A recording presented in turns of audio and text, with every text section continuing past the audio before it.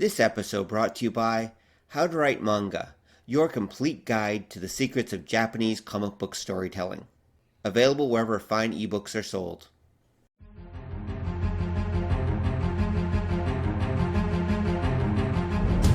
The world has gone insane. Cosplayers rule the conventions. Gamers dominate the tabletop and the internet. Sci-fi subjugates the movies, and fantasy rules the bookstore with an iron fist. Only one group can bring order to this unruly mob.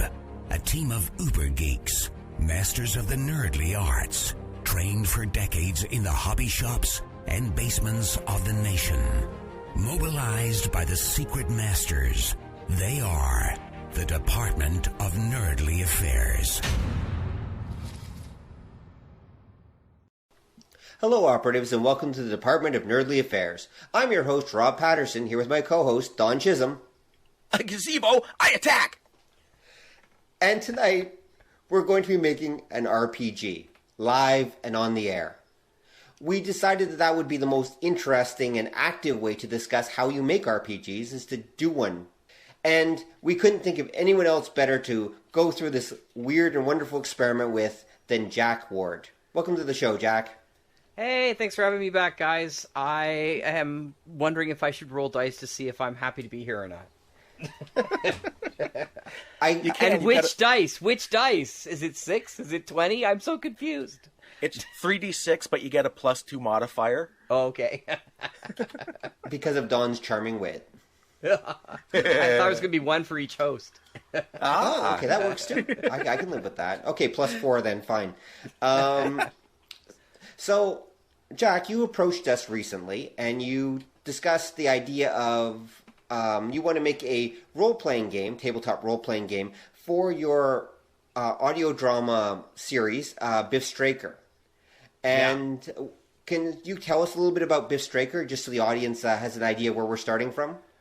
Yeah, and by the way, Don has been very kind in giving me some hints about making action figures for Biff Straker. So Biff Straker is going to be a bunch of everything, coloring books, comics, novels, audio drama. I'm hoping it'll be a big thing. So cool. You got to think of Biff Straker in the same sort of vein as Flash Gordon, Buck Rogers. That's where he came from. He started off in the 20th century in Guelph University sometime in the 80s. Sounds familiar. And ends up shunted far into the distant future, where he wakes up on Earth, and Earth is now a place filled with creatures that look like they've come straight out of an H.G. Wells novel. They're all animal people of one kind or another. Human beings are not allowed on the Earth. The humans have moved to the moon. And make things even more interesting, the entire solar system has been reorganized. All the planets have Earth-like gravity. The entire space is covered in a breathable atmosphere. So imagine a breathable atmosphere that goes all the way across the solar system. So you go from planet to planet via flying machines. So there's no such thing as space as far as they know. The only person who's aware of this is Biff going, where did the empty void go? And everybody else who's there, every planet is different. They have different cultures. There's Nazi tiger men of Mars. The human beings on Luna, the moon, are part of a space command kind of group called Nova Command. And so it's lots of action, lots of high fun risk. I wanted to make this. I know role-playing games can be very strategic, or very very rules-oriented in that way. I like the idea of having flexibility of hitting different body parts and such like that, but more from the perspective of high adventure. So fast-paced storytelling. With roles that help define, actions and encounters, and I love the idea of using different abilities to try stuff. So Biff, has very little skill in mechanical, but if the ship is failing, he has a chance to be able to fix it, and maybe throw in some kind of luck roll for it as well. So those kinds of things I've always enjoyed. Okay, I think that's pretty clear. So we're going for a high adventure. I'm still puzzling over the whole air-space thing, but okay, well, I think we can work with this. Well, there's a whole reason behind it, so I don't want to blow 7 years of this. There's a reason why it's called the I think it's called the Helios or something. I forget what I call it. I'll have to go and look up my actual name for it, and that's fine. We can name it later on. But the idea being, there's actually these big monolithic kind of stone structures on each planet, and nobody knows where they came from. They're very antique and ancient. So there's really no aliens, but there are a lot of human beings that have been modified into all kinds of alien-like creatures. Right. I told you on the planet, they're called the Moravian Council, which is a little joke or a play on from the island of Dr. Moreau, of course. And they have their own sort of groupings of people. There's the rat men that are running around in the squalor of what was Guelph, and there's the hound dogs that are patrolmen that go around making sure they look sort of like German shepherds in like mech armor. Well, no, not like robot mech armor, but more like space marines kind of thing. And then there's of course the evil Octopine, which is you're sort of like illithids from D&D. They're these human-like octopus head creatures that are quite evil, living out in the water. So there's all these kind of creatures, and then the idea is that eventually Biff will help bring all these disparate planets together.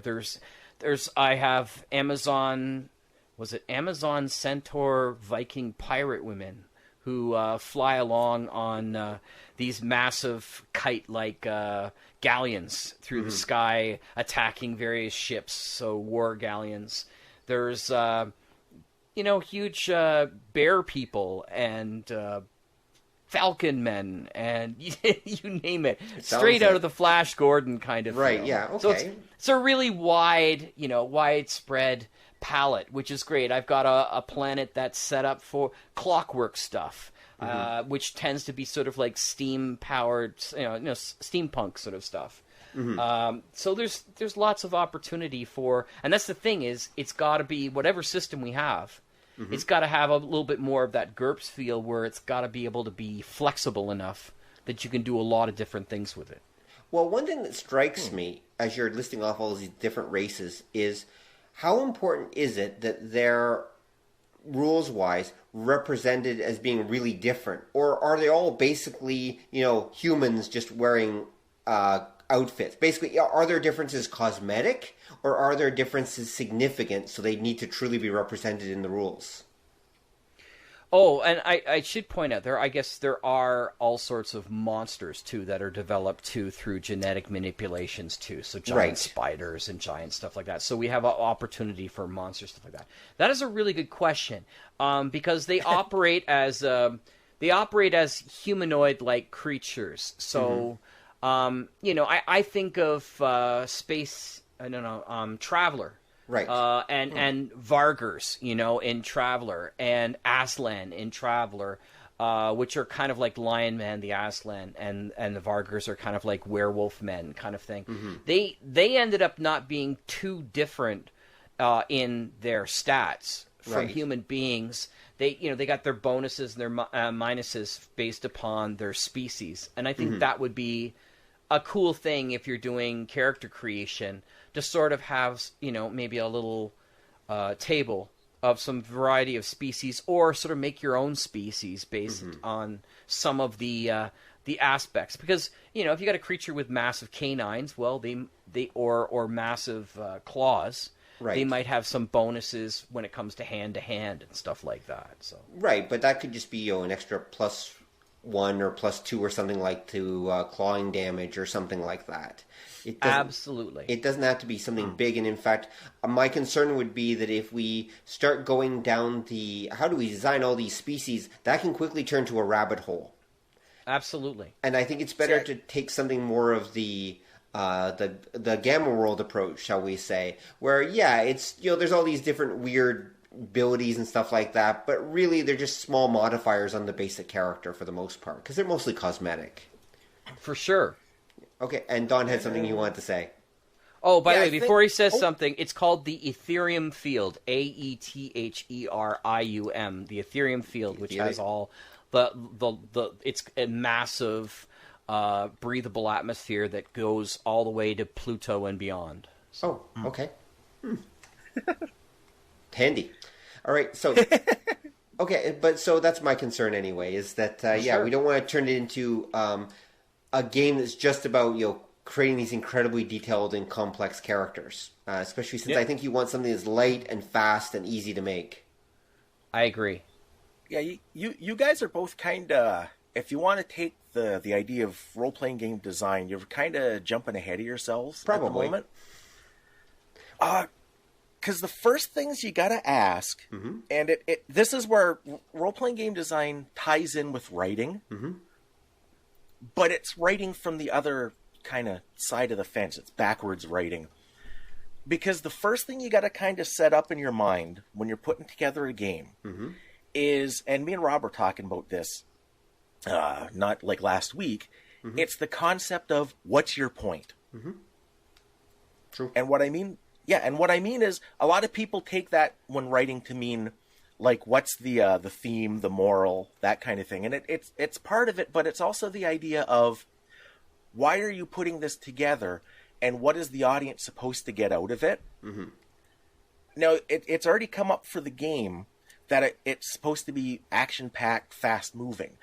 So that gives you the theme. That gives you kind of the idea of what you want to work towards. You don't want something rules-heavy, but you need mechanics that will bring across the flavor of what it is you want to get from the components of your story.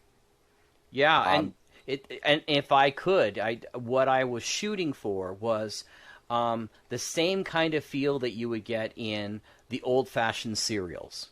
I originally wanted to call this pulp because I thought the idea pulp is pretty broad, right? But it is, it can be sword and sorcery, it can be space adventure, it can be aerial adventures, it can be crime drama kind of thing. But it has this really high action, cliffhanger kind of stuff, which, it's weird because some people die, but most people don't, right? Most people survive the battles, but I mean, like the bystanders can end up being killed in these kinds of things, but generally the heroes somehow find a way out, right? So, so it's not designed to be, like some of the horror show, role-playing games you had beforehand about, you're not going to survive. Or Paranoia, which is always a great one, right? Be prepared to create 15 pulp heroes because they're all going to die. No, that's not the plan for this story in this way. So, lots of fun, right? That kind of genuine fun that you had playing those games. Because let's be honest, even when we were kids, playing D&D in those games really... Those kind of early games were pulpish for us, in a way. Am I speaking out of turn? They're pulp absolutely to their core. I mean, those things are written by people that grew up reading pulp magazines and stuff to one degree or another, and were heavily influenced by pulp science fiction. So there's no question that early role-playing games are absolutely very pulpy. Right. Like Champions is incredibly pulpy. Well, Champions is superhero-y, and remember, the superhero books, in a lot of ways, kind of come from the pulps. Sure. As we covered in our American Comics episode, the pulps and the superhero comics, and of course the superhero the superhero radio plays all kind of grew up around the same time. But I'd argue that the pulp heroes came first, and then the comic book versions came a little bit later. And right. So I would argue that, the pulps had a huge influence on superhero stuff. And there was even a pulp resurgence going on during like the 70s and late 80s for a little while there when Champions was written.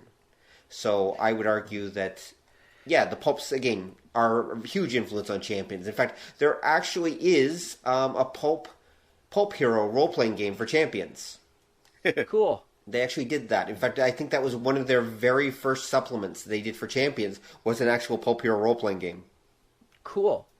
And I think there's actually a bit of a pulp resurgence going on now with so many ebooks, and the idea that people want to see more solar punk, which tends to be a really pulpy kind of high adventure, very positive expression of the future. Right. Right. Yeah, it would be nice to have a positive expression of the future. I agree. Space Command, isn't that what it's called? The Mark Xerxes series that's coming out. Yeah, there's that coming out. I don't know much about it, but I was thinking more of the Orville, actually. But okay, that works too. Sure. Sure, the Orville works. Nerd fight coming, but anyway. See, now you've kind of got a good start. If you're doing a role-playing game, what I find the two things that sort of go together that you want to start looking at as your baseline is how do you want the mechanics to work and characters. Right. Because you've got an idea of how you want it to play out, and now you think, in this setting, human being is the baseline, right? Right. So you start with that, put together a human, and when you're thinking of this in game terms, you'll have your mechanics, you'll have how the numbers work to resolve action. Right. But at this point, when you're putting together how a character's made, remember that if you're a writer, in your head, you come up with circumstance. You come up with the rules of your setting. And you keep that in your mind when you're putting your story together. In a role-playing game, you have to do that explicitly on paper because your characters, the players, are just going to get way out of hand. Those rules have to be external. And when you start picking how you make a character, what statistics you use, how they work, that starts giving you that focus. That's where you start putting the idea in the participants' heads, the participants being your characters if you were writing, about how the universe works, what kind of things they want to do, what kind of things they're going to have to do in that. Sure.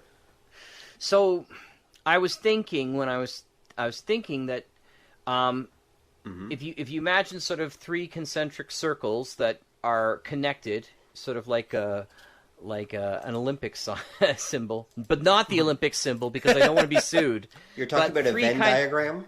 Is that what it is? Yeah, it is a Venn diagram. That's right, yeah. Well, Venn diagrams come in all sorts of shapes and sizes, but imagine three in a Venn diagram. Yeah, a Venn diagram with three consists of three circles, and so there are three circles, and how does it work?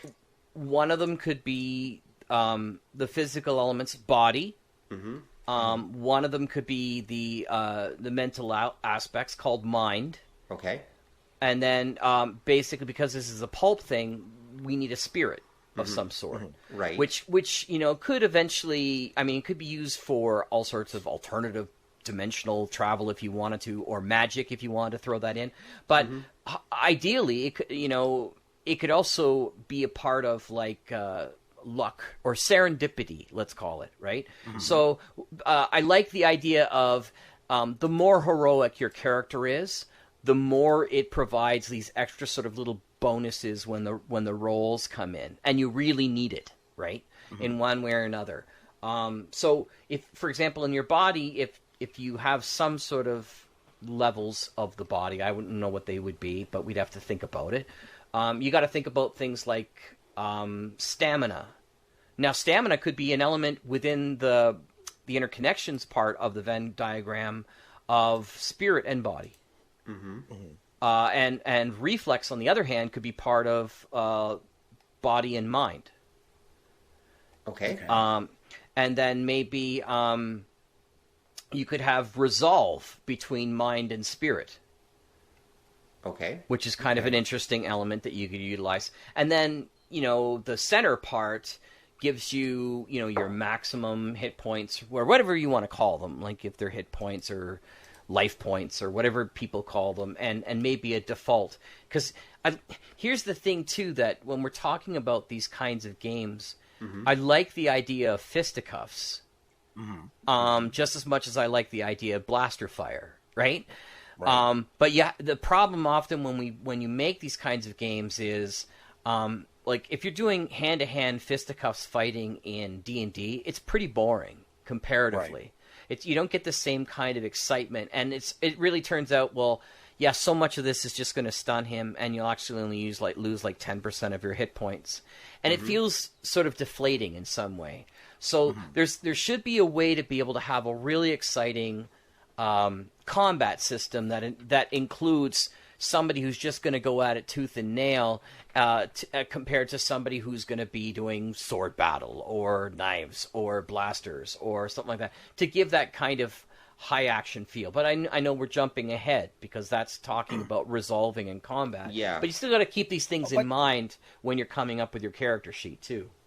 Yeah, because it all ties in. Like, one of the things you've kind of hit on, when you look at, say, like your old school Dungeons and Dragons, any of the D20 systems, a lot of games, what they did is you're trying to keep a certain feel. And when you write a game, there's basically, I think we've mentioned this before, there's kind of three realities a role-playing game works in. It works in the reality of the story, the setting. It works in the reality of, like, the mechanics. And it works in the reality of the real world, that being, like, the players' expectations, their knowledge, et cetera, et cetera. One of the problems you run into with, like, your D&D games, like Jack was saying, punching somebody doesn't do a lot game-wise because all damage is a simple tally. You have hit points. When they reach 0, you're out. When they reach -10, you're dead. And they're trying to come up with a way using that mechanic to represent that I can punch you a lot and you won't die. I can stab you not nearly as much and you will die, or I can shoot you 1 or 2 times and you're probably dead. Right. And to work that, they just come up with different damage levels. So the fact that a gun or like a battle axe or that on average is more likely to do you a lot more harm than me just kicking you in the shin, it has a different amount of damage it does, but because it all just comes off this tally, there are no secondary effects. Right. And that starts where you get into this idea of the mechanics representing what the players expect and representing the setting. So a pulp setting, you punch anybody in the head, they pass out. That's just how it works. So you kind of need a mechanic for knocking somebody out right away. That suggests the same ideas like with a stamina rating. If something happens to your character other than just an amount of damage gets tallied, that there's damage effects. Right. And you're kind of getting at that when you look at how you've divvied up your stats, the body, spirit, mind. That suggests kind of a story angle, because that's kind of the human dichotomy that since like the ancient Greeks and probably even before we used to discuss what a human being is. Like those are the traits that the thinkers, and your spirit would mean this and that. When you're doing a game, then you got to kind of start defining them and thinking about what that does. And then you compare that to, like, you're working off an established setting. So is that how the story works? And then can you tie that into what the participants are gonna see? Because part of the narrative of a role-playing game is the interaction of the mechanics and the play and the perception of the participants. And I guess to put that into English, because that's kind of a mumbledy-peg. You've mentioned champions. Champions to me had the problem that a lot of really complicated games have, that you had all kinds of numbers that don't directly key up to anything demonstrable in real life or in a story. And it makes it difficult to wrap your head around in a narrative fashion what's going on. So if you've got like your DCR and I'm subtracting my AV and I'm adding that to 11 and I'm rolling the dice with a modifier because the PPPC is Thursday, it's just kind of numbers and that they don't match up. If you're a participant, you're now thinking it strictly in rules terms. If you look at a game like, say, Call of Cthulhu, it uses very specific, like your attributes. Strength, well, I know what that is. Magic points, well, that's how good I am at magic. Sanity points, well, that's how I am or not. when the character takes an action, it's usually a percentage because you're usually rolling a skill. Mm-hmm. And, like, I'm going to try to talk that guy into something. Well, fast talk. It's easy for a participant, especially one who's a non-gamer, to put that together. I'm fast talking that guy, so use fast talk.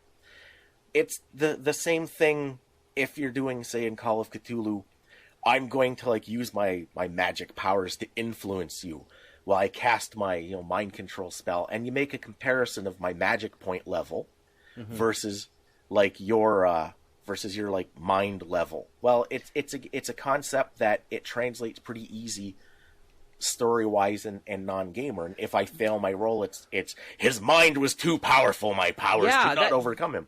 That's the kind of thing I'm thinking about. I'm thinking about, instead of having like hard and fast numbers of how much hit point damage I can take or a character can take, why not have a series of different numbers that represent things like the amount of dice that you can roll based upon your skill, either in defense or whatever like that, and then the comparison between you, because part of the fun in playing these role-playing games is you rolling against somebody else, right?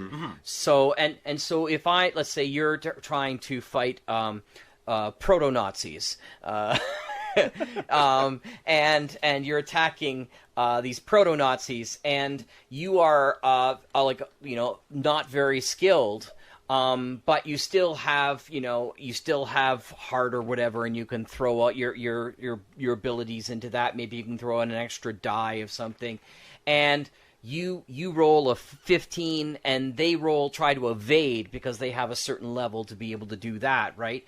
And they end up a 10. Well, you're 5 over.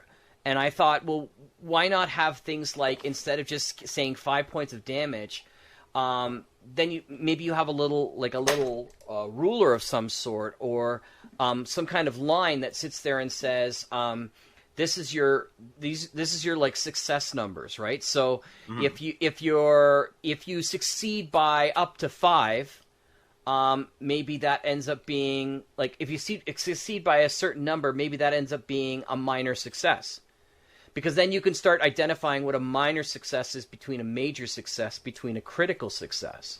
Right. And similarly, you can do the same thing with a minor failure, a failed attempt, and a major and a critical failure. Because those are all easy to interpretation from the cinematographic or the pulpy kind of thing, right? So It's like, a minor failure could be, oh, you're gun jammed, right, for this round. Right. And you have to be able to, do something else instead. So having those kinds of things, whereas, a major success could end up being, I don't know. I don't know what the result would be that would end up being, harming him to a certain degree, or maybe that's when you start rolling, die damages based upon the level of the success it is to sort of start being down. I'm taken with, I was watching UFC just a couple of days ago, and how this one guy just wound up and just clocked this guy, and his head did a complete 360 up and down, and he fell right back, and his lights were out, and that happens, right? But if you're playing D&D and you get above level 12, that never happens, right? You can't take somebody out unconscious in one punch. It's just impossible, basically. So, but there still should be that capability, because that happens to superheroes all the time. I mean, not superheroes, to the heroes in the pulp world. They get knocked unconscious all the time, too. They don't have glass jaws or anything, but somebody comes up behind them, of course, cowardly, hits them in the back of the head with a plank, right? Take him to the lab, Igor, kind of thing. So, yeah, everyone in pulp has glass neck. That's their one vulnerability that comes. Every pulp hero has automatically. If you're hit from behind, you just automatically go unconscious. Well, and there's skill things, right? Like you can. I like some games have benefits versus weaknesses or detriments of some sort, and that allows you to have more skill attributes when you're building your character to do that. If you're going to take a couple of really bad flaws, well, that can maybe, really build your character in other ways too. And that's kind of fun too, because that also builds more to the story. I mean, usually your character, your main hero in pulp is, some kind of square-jawed football star, but they don't all have to be. And you also end up having, sometimes you have a whole cadre of heroes, a la the Shadow or Doc Samson. Is it Doc Samson? Doc Savage. Doc Savage. Doc Samson, someone else.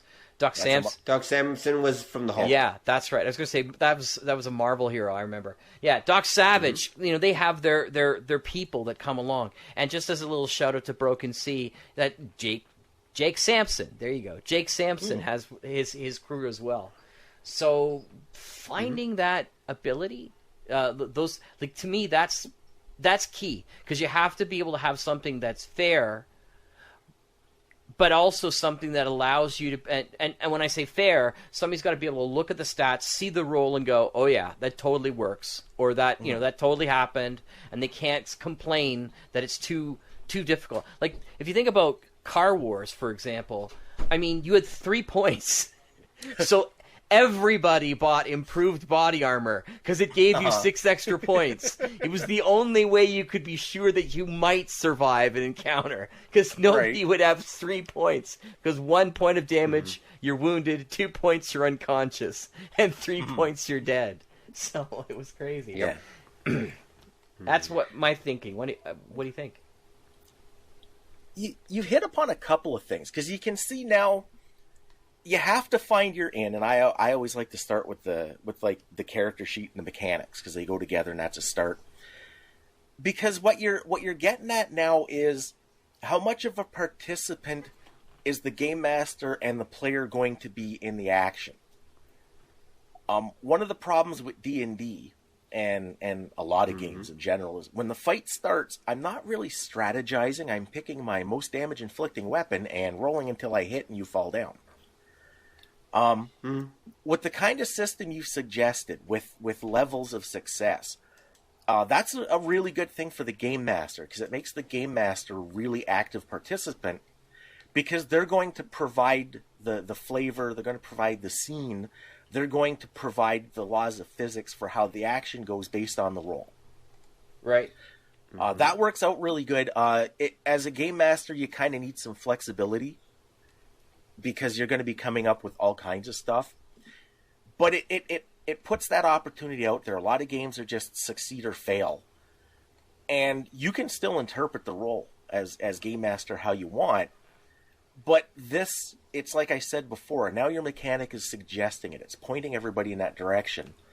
The next thing you want to kind of work on is how much is the player going to participate. Like, a lot of games, the strategizing for the player happens when they make their character, but when the action starts, you're using the statistics, the skills that you picked, but you're kind of just picking the most appropriate one and going with it. There's not a lot of, like, maneuvering or plotting or planning or that's happening on the fly. Okay. And that's a tricky thing. You don't see too many games that do that, because it's tough, and it requires you bridge that gap in a weird way between like borderline war game and narrativist game. A good way of doing it that I've seen a few games do is I'll use the example of the cartoon Action Hour. That your character, there are no set statistics, so not everybody has a strength rating. Your character's stats are basically a couple of lines that define them. So like we say, I am Musclor, King of the Muscle Barbarians, and King of the Muscle Barbarians is your stat. You can take like Flex mightily at +5 as a trait, and traits add to rolls. And then what happens during the game is, before you drop the dice, basically the player and the game master whine and wheedle about what's appropriate. So if I can somehow work Flex mightily into the action, I get that bonus to my roll, and that keeps the player active, because the player has to come up with the justification for how the numbers work. It lets the player strategize, and it can be a really, really good, like, imagination workout and way for the player, not the character, to contribute, because you can take a game like that and just twist it until it cries. And that's cool because, again, it makes the player active. Mm-hmm. We have to find out where the post office is. I will ask a citizen. Okay, what do? I get my Flex Mightily bonus. Well, how the hell do you get your Flex Mightily bonus? Asking for directions. Who am I asking? Well, it looks like there's these, like, 2 office women, early 20s, coming back from lunch. Well, I'm going to try to impress them with my physique. I flex mightily as I ask, "Morning, ladies, where might I find the post office?" And it's the kind of thing you could see happening in a story, so it bridges that story and mechanics gap. The player got to come up with something on their own. It lets them utilize the stuff that they strategize making the character, and it keeps the game moving. It keeps that exchange between the player and the game master. Mm-hmm. And that's where, that's something, again, a big thing to consider is how much of a participant are the players going to be once things get rolling. Mm-hmm. And that's where, if you put something in, like you were talking, the levels of success or failure, one of the nice things you can suggest that works is let the player contribute to that. Mm-hmm. Well, hold on a sec. I think we've jumped... I'm sorry to interrupt, but I think we might have accidentally jumped a step. Okay. And what I mean by is this. There's a certain... Okay, the rules, as Don is fond of saying, represent the physics of the setting and physics of the game world and everything, etc. But one of the things you have to determine right from the beginning, and Jack should know this full well because he comes from an audio drama background, is you have to determine how solid the setting is. By which I mean, is the setting mostly a collection of ideas, and the actual things like the locations and everything is kind of fluid. It just depends. It's almost more dreamlike, shall we say? More just more about the ideas, shall we say? More ideal, or is it a very solid place where everything has its location? And like in audio drama, for example, that would be an audio drama where you make it very clear exactly where all the characters are sitting, and you have like, as the characters walk around, you can hear them walking around, you can hear the locations of everything. Like it's everything is very solid, in this world, as opposed to a story where even the scenes kind of blend together, because the whole point is not really where everything is. The point is actually the ideas and the feeling that everything's getting or being given, as the case may be. Sorry to mix 2 genres there, but I hope that might make some sort of sense. Yep. So, for example, Cartoon Action Hour, for example, isn't trying to represent a solid physical reality. It's trying to represent this mercurial, dreamlike world of Saturday morning, or more like after-school cartoons like Transformers and G.I. Joe and other ones like that. And so, how strong are they? Well, it doesn't really matter. I mean, it can literally change depending on the story and the writer, and so who cares? I mean, the whole point is the actions that they take and where those actions look cool and how they affect the story and everything. But the actual physical world is not really that important. Okay? So that's why there are no physical attributes, say, as Don was saying, Cartoon Action Hour. There's not solid attributes like body and mind and spirit, because it's not really important. It really isn't. What's important is how we're reflecting the flow of the story. It's more of a narrativist thing, okay? And then on the other extreme, of course, we've got games like, what would be a good example of like solid as you can go, not maybe GURPS. The TriTac system? GURPS. Okay, GURPS will do, yeah. I don't know, I'm thinking the one that, what did Richard Choholko make? That was TriTac. That was TriTac, okay, like Morrow Project and everything like that. I think that was TriTac, yeah, where there's all these stats and all these skills, in incredible detail. And GURPS can be like that, too, if you play it hardcore, okay? And everything is exactly, and we know the exact details of the world in the smallest degree. We know how many inches that guy's finger is, and we know all this stuff. And the world is a solid place, okay? And at that point, it becomes like this we're really looking at a simulation of reality, but it's just this reality. Okay? So one is a simulation of a reality, and the other is a simulation of a story. more of a story type. Right. And this is something, and there are games that come in between. Right. I notice, based on what you're talking about, that you seem to be at least a little bit influenced when you're talking about successes, like by the White Wolf type stuff, like the Vampire, the Masquerade, and everything, because they were the first game to really use the whole. You roll a d10, and if you get under 7, isn't it? You get a success. I think it is 7 or something like that. Yeah, it was you rolled 7 or higher. Yeah, your the number d10 you dropped equaled your stat. Right. Every I think it was 6 or higher was a success, and then the number of successes that you got dictated how well you did. Exactly, yeah. So that's the feel I'm getting from what you were talking about, Jack, earlier. Yep. And that is a kind of in-between. That is, that World of Darkness, I would say, You know what is another kind of in-between that I really bit. enjoyed as a system, and you guys haven't mentioned it yet, is the D6 system. Like just the straight D6 system.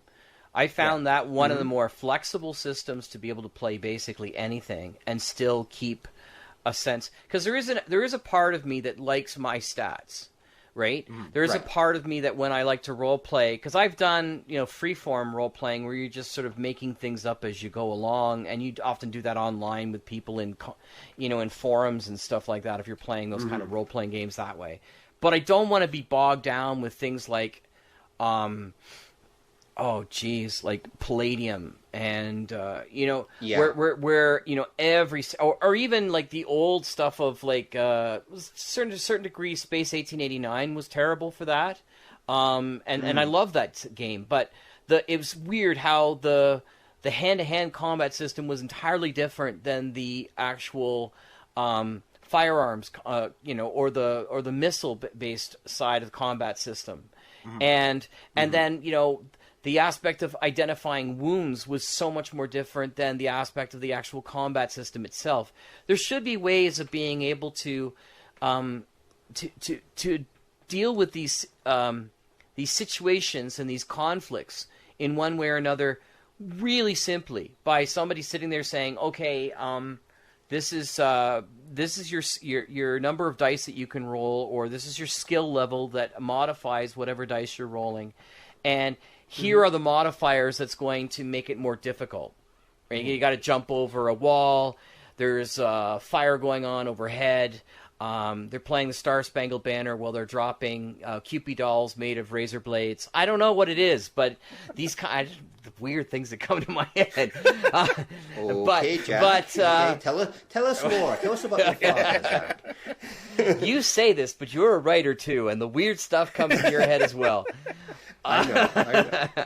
So, but I mean, I like the fact that a good system, in my mind, helps you tell the story. You know what I mean? Helps you identify, like I said before, like minor failures, major failures. So you can sit there and you can go, oh, what would that turn out to be? Oh, in this particular circumstance, absolutely your gun would have misfired and blew you backwards, right?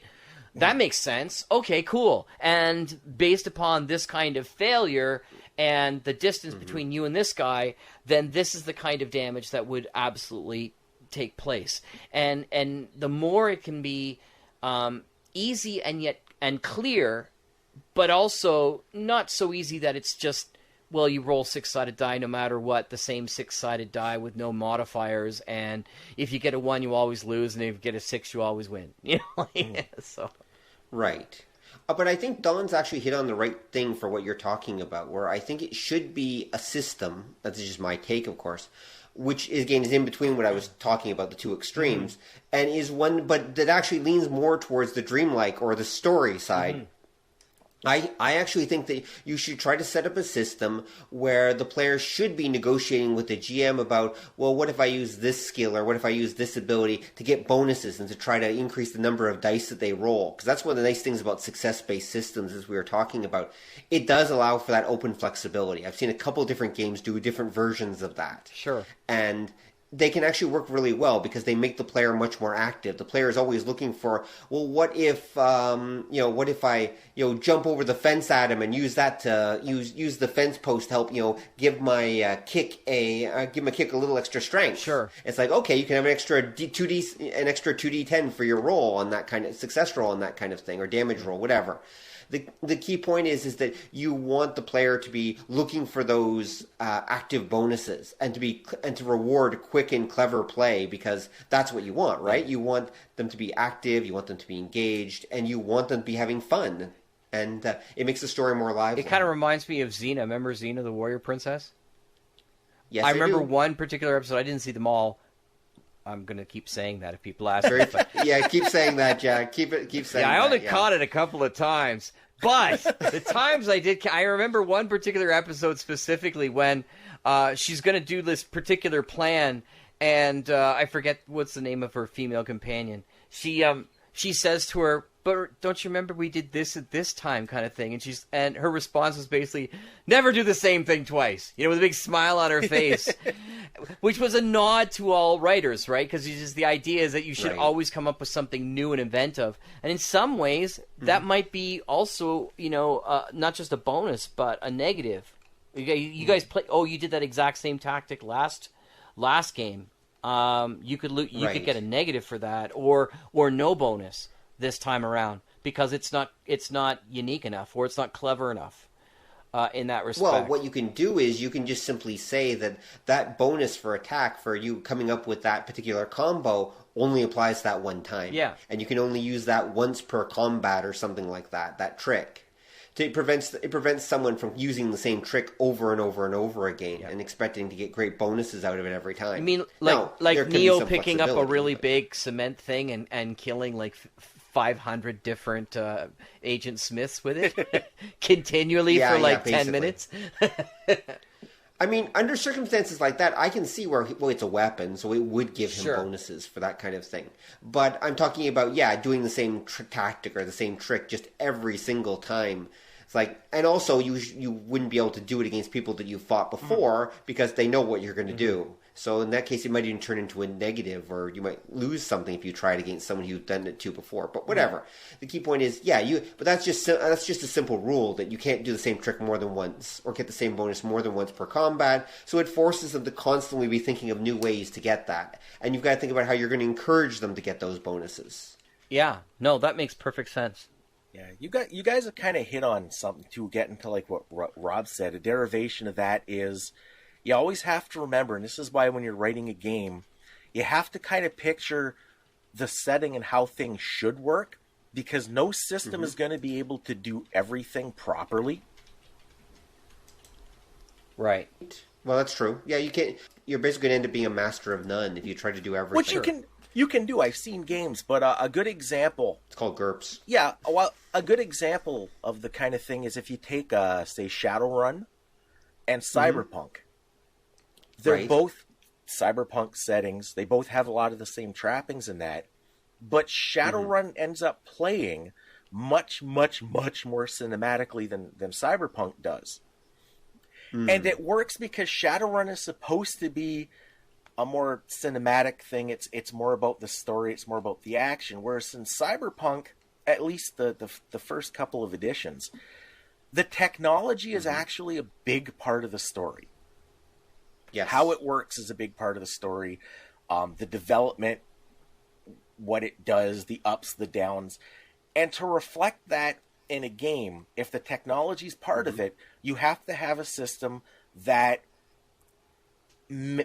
how can I put this? It puts kind of I can give you an example that'll explain it, but you have to have a system that's going to flesh out the technology enough that it feels like something. And the example I use, I bring those two up because if you think about gunfights, in Cyberpunk, a gun does X dice of damage, and armor blocks Y amount of damage. So if a guy's wearing full hard armor, and I've got a handgun, hard armor has like a stopping power of 40, a handgun does like 2d6 damage, I cannot put a hole in that guy's armor no matter what I do. And that works because the technology is the focus. And if you've got this super modern body armor, a 9mm round does not have the mass or the force to penetrate it, period, ever. Shadowrun being more cinematic, your body armor doesn't give you an all-out defense like that. The way the mechanics work is when you're hit, every weapon has a base level of damage. every 2 successes that the guy gets when he shoots you adds to a level to that damage. You get a body roll that every 2 successes you get drops the level of damage. Armor makes that roll easier, but it doesn't provide... So I could be wearing super awesome hard armor, and if I flub my roll and you roll really well, you could shoot right through it with that 9mm pistol. Which is not... Which is very cinematic. It is. Yeah. Happens movies all the time. Doesn't happen in real life, but because that's where the games are supposed to go... Because they're both Cyberpunk, Shadowrun's more cinematic. It has more of an upbeat thing. There's positive parts. Cyberpunk is cold, hard reality, and you're screwed. Remember, that's one of the sayings in the game. Everything is recyclable, even you. It keeps... The mechanics keep kind of that flavor going on an almost subliminal level, because I'm betting that a lot of people who've partaken of both have never stopped to look at it that way. Right. That what happens in Shadowrun is your equipment is an add-on to your character, whereas in Cyberpunk, your equipment is a thing unto itself. Yes. Yeah. And this is where you'd have to, like, especially if you're doing, like, your pulp-style game, pulp stories are full of mad scientists, and you have to sort of ask yourself, is the equipment going to be the Cyberpunk thing where it's its own thing, or is it basically just an add-on to the character? That's a big thing, too, because one of the things I absolutely adore about Space 1889 that I've never seen in another game, but I haven't played as many games as you have, Don, and maybe even you have, Rob. I don't know how many you've played, but a few. Space 1889, you want to be an inventor. Yeah. Because it's so much fun inventing stuff, and there's a really cool system to be able to make stuff. And to be fair, if you're going to have something in a pulp system, you really need to have that ability for that kind of character class. Yeah. Because there's the strong-jawed guy, but there's also the scientist hero too. There's a bunch of different hero types, right? And the scientist hero, or even the strong-jawed guy, can possibly have some science ability or inventor's ability. There's really this feel that everybody could be an inventor back in the day of pulps, right? And you should be able to have some of your skills be able to produce some really kooky stuff if you have the creativity to be able to make it, you know? And I love the idea that in Space 1889 they have like a reliability factor to the weapon that you make. So, you know, you fire it, and if you don't make your reliability, it explodes or it doesn't work or something like that.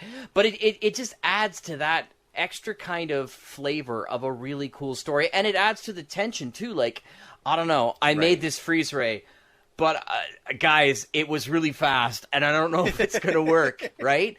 As opposed to, I made this freeze ray, and it's gonna totally work from now until the end of time, right?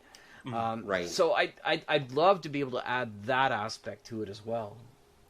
Well, that's actually not that difficult. What you do is for example, just your freeze ray example, you would set up a system where the player would roll their and I don't know if I'm the one out of the three of us that hasn't read Space 1889. If this is how they do it, okay, you know, mea culpa. Anyway, but I would set it up so that when you're making it, there's a difficulty based on how complex the, of course, building this freeze ray is for you. But then you can take modifiers to make it easier. Like, for example, making it less reliable makes your roll to create it easier. You know, giving it less, say, charges, for example, or it has less shots per clip or whatever. That will make creating it easier because you're basically building in flaws. You know, you're building flaws at the rolling stage and planning stage just to make things faster and easier. Yeah, and so building it in Star Labs makes your reliability a lot higher too, right? So where you do it, it makes that big difference as well. What tech level you're operating on and which world, because different worlds, this is another neat thing that Traveller did, was tech levels on worlds, right? So it gave you this idea that if I show up in this world, I'm dealing with Conan the Barbarian technology. But if I show up in this world, I'm dealing with, you know, psionics and cybernetics. So it kind of gave you a bit of a feel of where you're landing and what's going on. So almost like tech levels can give you bonuses in die modification for those kinds of things. Right. Although that's a setting consideration, so we should probably leave that a little to the side at this point. Things like tech levels, for example. It kind of ties into all of it. It does, but I think we're not quite settled on the actual resolution and character sheet and everything yet. That's actually the next. I would argue that's a step or two ahead of where we are right now. Still, I mean, depending on how you want to do this. Well, I think you're totally right, but when you're writing a role playing game, you do make these big leaps because again, you're trying to tie it all in. Yes, the inventing thing in Space 1889. A big part of the setting is that who the hell was it? Was it Tom? No, it wasn't Thomas Edison. The guy who invented the liftwood galleon in Space 1889. Wasn't Tesla? No, it was Edison. Edison. Yeah. Well, he didn't do the liftwood. He did the ether propeller.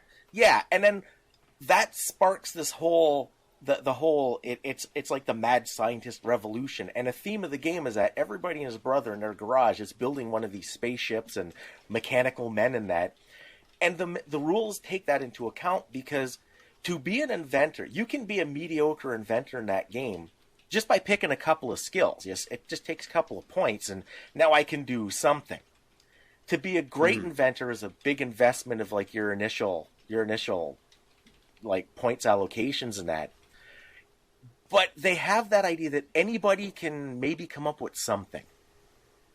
And it fits the setting. It's kind of, to go back to my Shadowrun Cyberpunk thing, in Shadowrun they have the Matrix, which is like the internet you plug into. It's the, what the hell do they call it? The net in Cyberpunk. Right. In Shadowrun, to be able to enter the Matrix, I just need a head jack.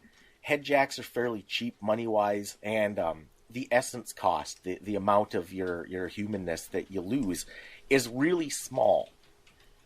So in Shadowrun, again, being more cinematic, you can make a character who's like a tough fighting guy, and a magic user, and like a netrunner.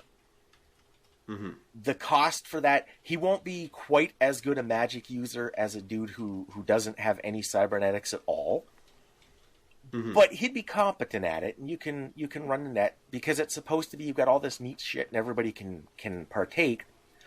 Whereas again, when you get to Cyberpunk, Netrunner is a specific class. You need the skill to do it, which means you have to be a Netrunner, which means you can't be a solo or a media if you do it.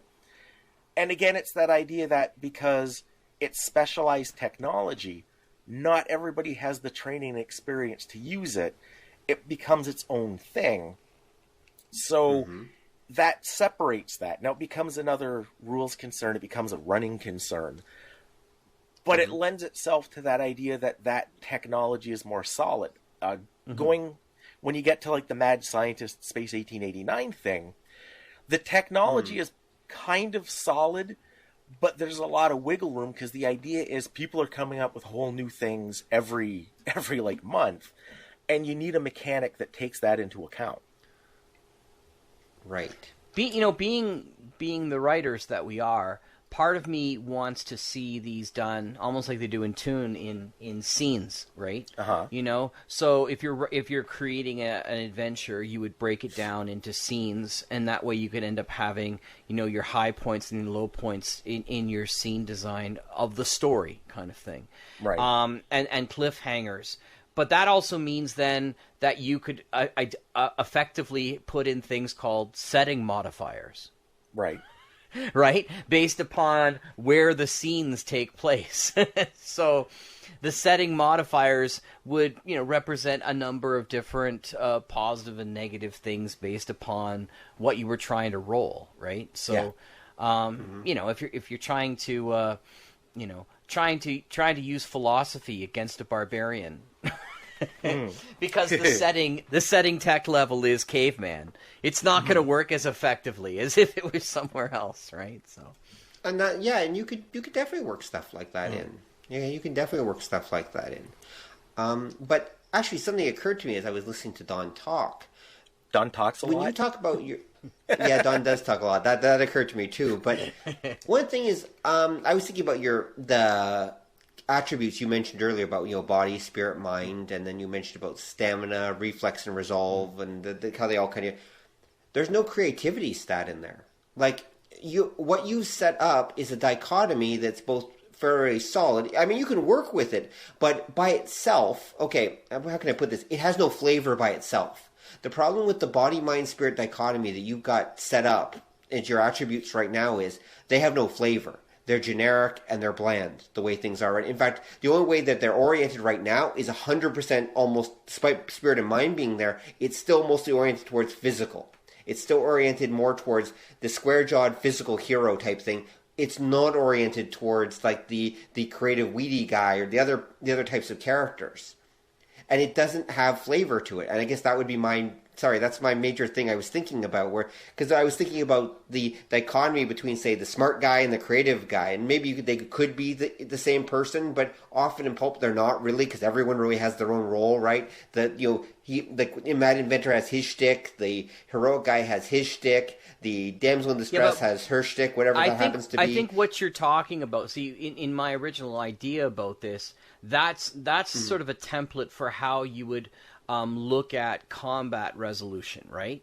But if you're talking about all the various flavors that come in, well, those are the modifiers that pop up based upon, the kind of character that you have and the kind of ability. That's where the flavor comes in, is in the skills and the background and the modifiers of that kind of stuff. So you didn't mention that. Okay. So that's your plan, is to have these root body, mind, spirit attributes and everything, and then there'll be a whole bunch of modifiers based on the type of character. Well, I thought that'd be kind of cool, but I mean, you could look at things like, muscle and body and stamina and agility and dexterity and intelligence, and and willpower, and luck, and all those kinds of things that normally show up as character stats in a particular thing. Instead of having those as stats,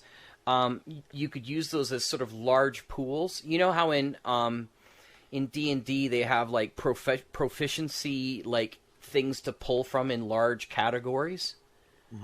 Right. So if you had a character that is, a scientist, you're not going to be pulling some of the skills from the muscle or the body area, but you might want to pull certain ones from, agility and intelligence and willpower and the intelligence one can include everything from, disguise to psychology to hard science and medicine and linguistics and first aid and, expert ability in something, and giving them the ability to sort of, that's where you start to build those character traits that make them more interesting in that respect. And maybe that's where you start also putting in some of your flaws under these larger categories, right? So I wouldn't know what we would come up with, but I'm sure I could go look up generic flaws for characters and start pooling those down. The internet is such great stuff for that nowadays. Remember when we were younger and we were like, we couldn't do any of this stuff on the internet. Now it's just like, what do I do? Oh, let's just look up like 1,000 different synonyms for willpower, right? And suddenly it's there, right in front of you.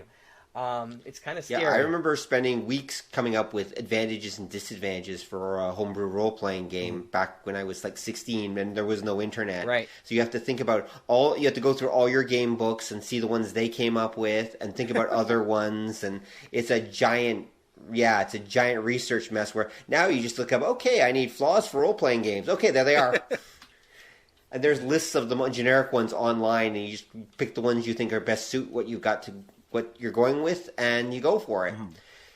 Okay, now I'm starting to see how you're starting to put this together. So the body, mind, spirit thing, those are really kind of like pools, basically, and then they combine with your character modifiers. So, for example, let's say I had inventor, okay? So I had inventor level 3. I don't know what your levels are. I'm just going to riff this off. So I had inventor level 3, okay? And I wanted to invent an invention, or create an invention, how that works. Create an invention. So I would combine my inventor level 3 with, say, my mind, which is 4, and that would give me 7 dice to roll. So and maybe I might add a skill to that. Maybe I have mechanics if I'm building something mechanical, and let's say that's a 2, and so I end up with a 9 at this point. That would give me 9 dice to roll to try to successfully, I don't know, rewire this car or rewire this ether engine or whatever. Right. Is that basically what you're talking about? Yeah. Am I getting the right idea? But and maybe you guys can talk about this, and Don can talk about this as well.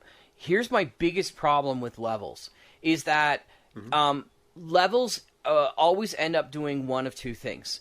Either they level out and you can't get any higher, or they get to a point where people create super god characters based upon levels, and then you lose all interest in the story. And as opposed to the ideas of, I forget which games I played where, it's not so much levels, but you end up adding enough experience that you add like an extra die or something like that. But the higher your experience is, like, you get to a point that it becomes much more difficult to add that extra die because you've become from basic to medium to now expert. And that's one side of things. The other side of things is, like, I kind of like levels because it's an easy way to identify people level of skill, if to use the word again. So how do you feel about this idea of leveling and leveling up and creating levels of stuff? Your problem is easy to fix. A lot of games don't do it, or they do it weird, but because if you're doing a more fanciful kind of setting, you do always sort of want that there's no upper limit. Because especially, say, for like a pulp setting, evil Dr. Weird is going to blot out the sun. Well, holy crap, what the hell's the role needed for that? But there's that possibility that someone could. But what you do is you set things up, and this is where scaling becomes important at the beginning. Where to be competent at something might cost relatively few experience points. Right. To be really good at something, the cost goes up per level. To be like the world leader at something, the cost would be almost prohibitive for a player character. And then the next level, like superhuman, would be, don't even think it, like, say for a game, let's say 10 is superhuman. Like, that is your, like Batman level. And to get 10 points costs 1,000,000 experience, and you're getting 3 a game. Good luck. Yeah, with you've that. just told the players you're not going to reach that level, but somebody else might. Somebody might have 11. And what you've done at that point, you've let your world be open. You've let your story be open. The possibility is there. It's out of reach of the players, and you've put that idea that a level 10 in something is almost impossible. And because those are the mechanics, that's tangible to the players. That's tangible to the participants. So if a guy shows up with a 10, they're like, holy crap, how the hell did he do that? He must be like a Mars mutant, or he drank the Kool-Aid or whatever, however he did it. You have to be careful, though, because what ends up in a lot of games, they'll set that upper limit, but it becomes attainable, because some asshole in your group is always going to find a way to max out their whatever and then just be a huge pain in the butt. That's why I say, if you want to have like level 10 is godlike, make it so technically it's possible. It ain't going to happen. That's fine. It's still in play. It's still tangible to the group, but it's not going to screw up your campaign. Yeah, because that gets to that idea that the mechanics, like I said, are the rules of the laws of physics. They're how the world works. If you've put that in there, you've now set up, that says something about your story and your setting. No, and it begs to different, like, and this is where we have to start talking about things like, okay, so what are the levels? So what are the basic levels of skill? So what is a human? Because then you have to start saying, well, what's an average human? Because then that's sort of like the low end of things. And then you start asking questions like, for example, why aren't there more role-playing games that use percentile dice to deal with resolutions for stuff? Because they're easy enough to come by. But most people want to roll a die 20 or a die 10 or a die 6 or a die 8 or something like that. Is there a particular reason? Like, can you think of any role-playing games that use something larger? Like, you'd think a larger die would give you a lot more options. to be able to do stuff because of the gradients of numbers. You know, that 21 was okay, but a 22 would have done it. You know, like I don't know. It does. The problem when you have a percentage or any kind of system that it's a target number or lower is even though you've got that like we'll use the percent thing. There's still kind of an upper limit. Like 100 is still the maximum. Right. And if you fudge the numbers, because I've seen games that'll do that, they'll say use a percentage. And because, like, to have 98% in something is really high, average people will have, like, a 20%. Because that means, like, that means, like, 100% is something to aspire to. It's like that level 10. It's almost impossible to get there, but it's still possible. But because of the way things work when you do that, if everybody, like, 20% is, like, competent, that means people are only succeeding 1 times out of 5 over anything they try. Right.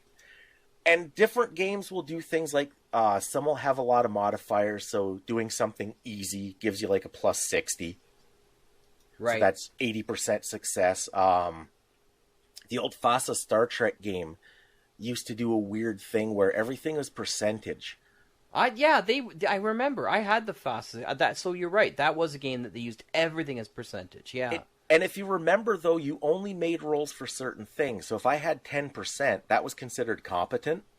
Right. So I didn't have to roll to pilot the shuttle, only if I had to dodge phaser fire. And the problem was I'm not going to do it with a 10%.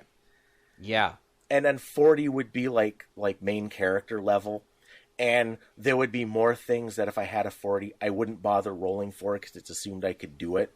But then it got to that weird thing that, yeah, like if you're 40 is still more than half the time you're going to fail. Right. So if you're considered competent at something, as soon as it gets a little difficult, you're going to fail, you're going to suck. And it works, but it gives you a kind of, there's a lot that now you have to kind of monkey with. It's not a clean, easy to follow system. And you get those weird things where it doesn't quite connect up with the story. And in some ways, and I've noticed this too, that it's almost anticlimactic for those role-playing systems where you have to roll under your numbers. Everybody's, naturally you want to roll high numbers, and you get like these skill ones where there's like, yeah, you've got a skill of 15, so roll and see if you get under your skill. And yeah, you do it in the whole bit, and it's awesome, but there's this natural, maybe it's just from my age, but there's this natural tendency to want to roll, I need that natural 20, I need to make it happen. Have you found that's the case too, or? Well, what happens is a lot of games will use like kind of an open-ended roll. Because that way you can get bigger numbers. So you'll get like, DC Heroes is a good example. Because in DC Heroes, I compare my chance to do something versus your chance to not have it done, and that's my number. I roll 2d20. If I roll double ones, that's a failure. If those come up at all, it just fails. If I roll double anything else, I can keep rolling and add to it. Right. And then the idea was every so many points, there was a chart. Every so many points, I'd get a column shift, which bumped up my level of success a degree. Right. And that changed so that 11 to 13, it's a 2 difference. I get a column shift. 13 to 15, another 2. But then it got to the point where every 5, I'd get a shift. And that meant that I could get super massive of success because sometimes, like, when you're Henry Pym in your basement, you invent Ultron. And sometimes you, like, invent really, like, mediocre growth power or whatever. Right. And it represented that weird superhero thing where you could have that breakthrough, you could have that weird success, you could that 1 in a million chance. And games will do that. That way you can have that bigger, more massive chance to just come in and totally wow everybody. Well, that could be part of the, another system that I found interesting is the idea that depending upon your skill ability, the higher your die you roll. So if you're somebody who's mundane, you roll die 4s. But if you're somebody who's competent, maybe you roll 6s. And if you're somebody who's expert, you roll 8s. And if you're somebody who's, heroic in one way or another in that particular skill, you roll 10s. Is there a problem that comes inherently from that one too? There can be, because you end up the difference between heroic and you suck is like usually D4 or D12.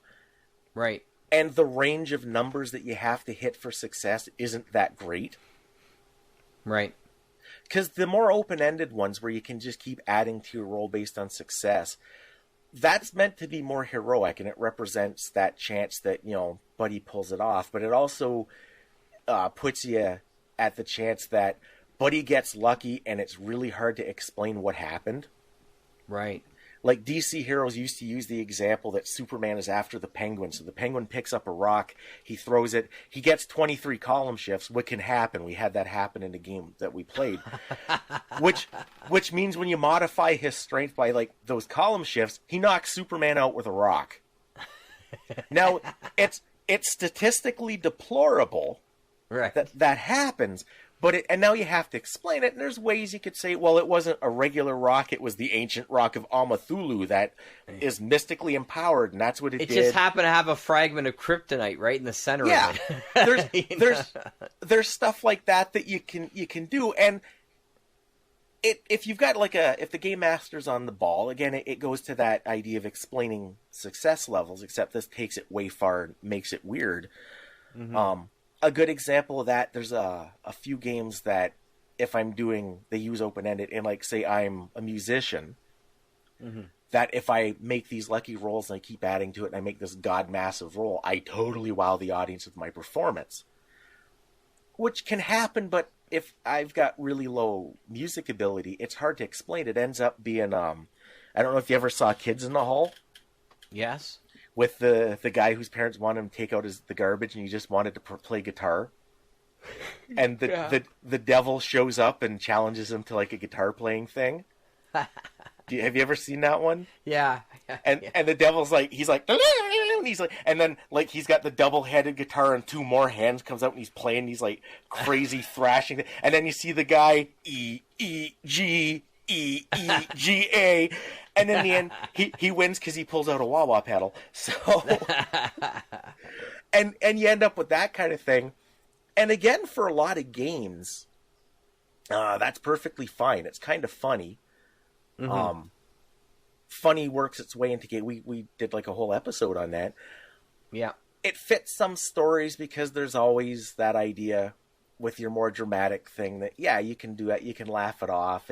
It becomes like this legendary story, and it's fun. Yeah. But again, it's something you want to consider all of that stuff when you're putting your mechanics together. Sure. That do you want to have that possibility of this guy doing something way impossible? Or do you want to keep things kind of tamped down more? I don't want to say to reality. Yeah. But more to that idea that the laws of physics in your universe are less forgiving. Right. Like it's it's like the difference between Hawk the Slayer and Willow, right? Yeah. In temperament, right? Or what is it from the? Oh my God! I just went blank because it's late here at night. What's the very famous, like everybody's favorite 80s superhero team, and the Negative Zone, or is it the Negative Zone? And he's the same actor who played RoboCop. Oh, you're thinking Buckaroo Banzai. Buckaroo Banzai, right? Yeah. So Buckaroo Banzai is an entirely different feel because it's a wink and a nod to the audience far more than you may want. You may want to play the pulp game a little more straight-laced, You might want to play it a little more dirty that way. Because remember that you could still potentially play it very much as a noir piece. Mm-hmm. And then that goes to, you can add stuff or subtract stuff from your rules, because I think of GURPS. GURPS is it's real life. Like, they start with real life and then they add the fantastic elements, and it tends to be very grounded in that respect. Right. When they did the Atomic Horror game, which is supposed to be your 1950s B movies, they add the science skill with an exclamation point. That's why I say it like that. Of course. And it represents that idea. To get the skill in the game, you have to have 2 science skills at a professional level.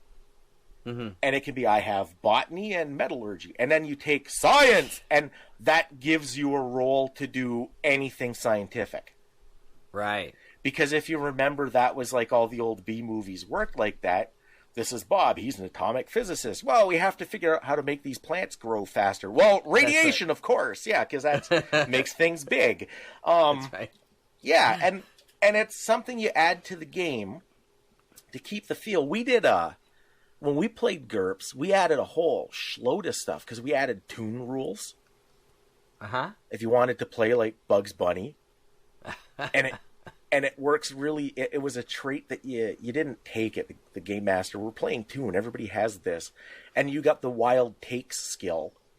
Yes. Which, however you wanted to bend the laws of physics, that'd be a difficulty. And then if you made your wild takes roll and you explain, well, you've just been hit with an autocannon. What do you do? Well, I go, bleh, my eyes bug out and I'm fine. Well, that's pretty damn hard. And if you make your pretty damn hard roll, you pull it off. So you can always do things like that. It just becomes a question of the rules put everybody on the same page and get everybody thinking along a certain way. And it's, how do you want to do that to begin with? Because your basic rules are your default.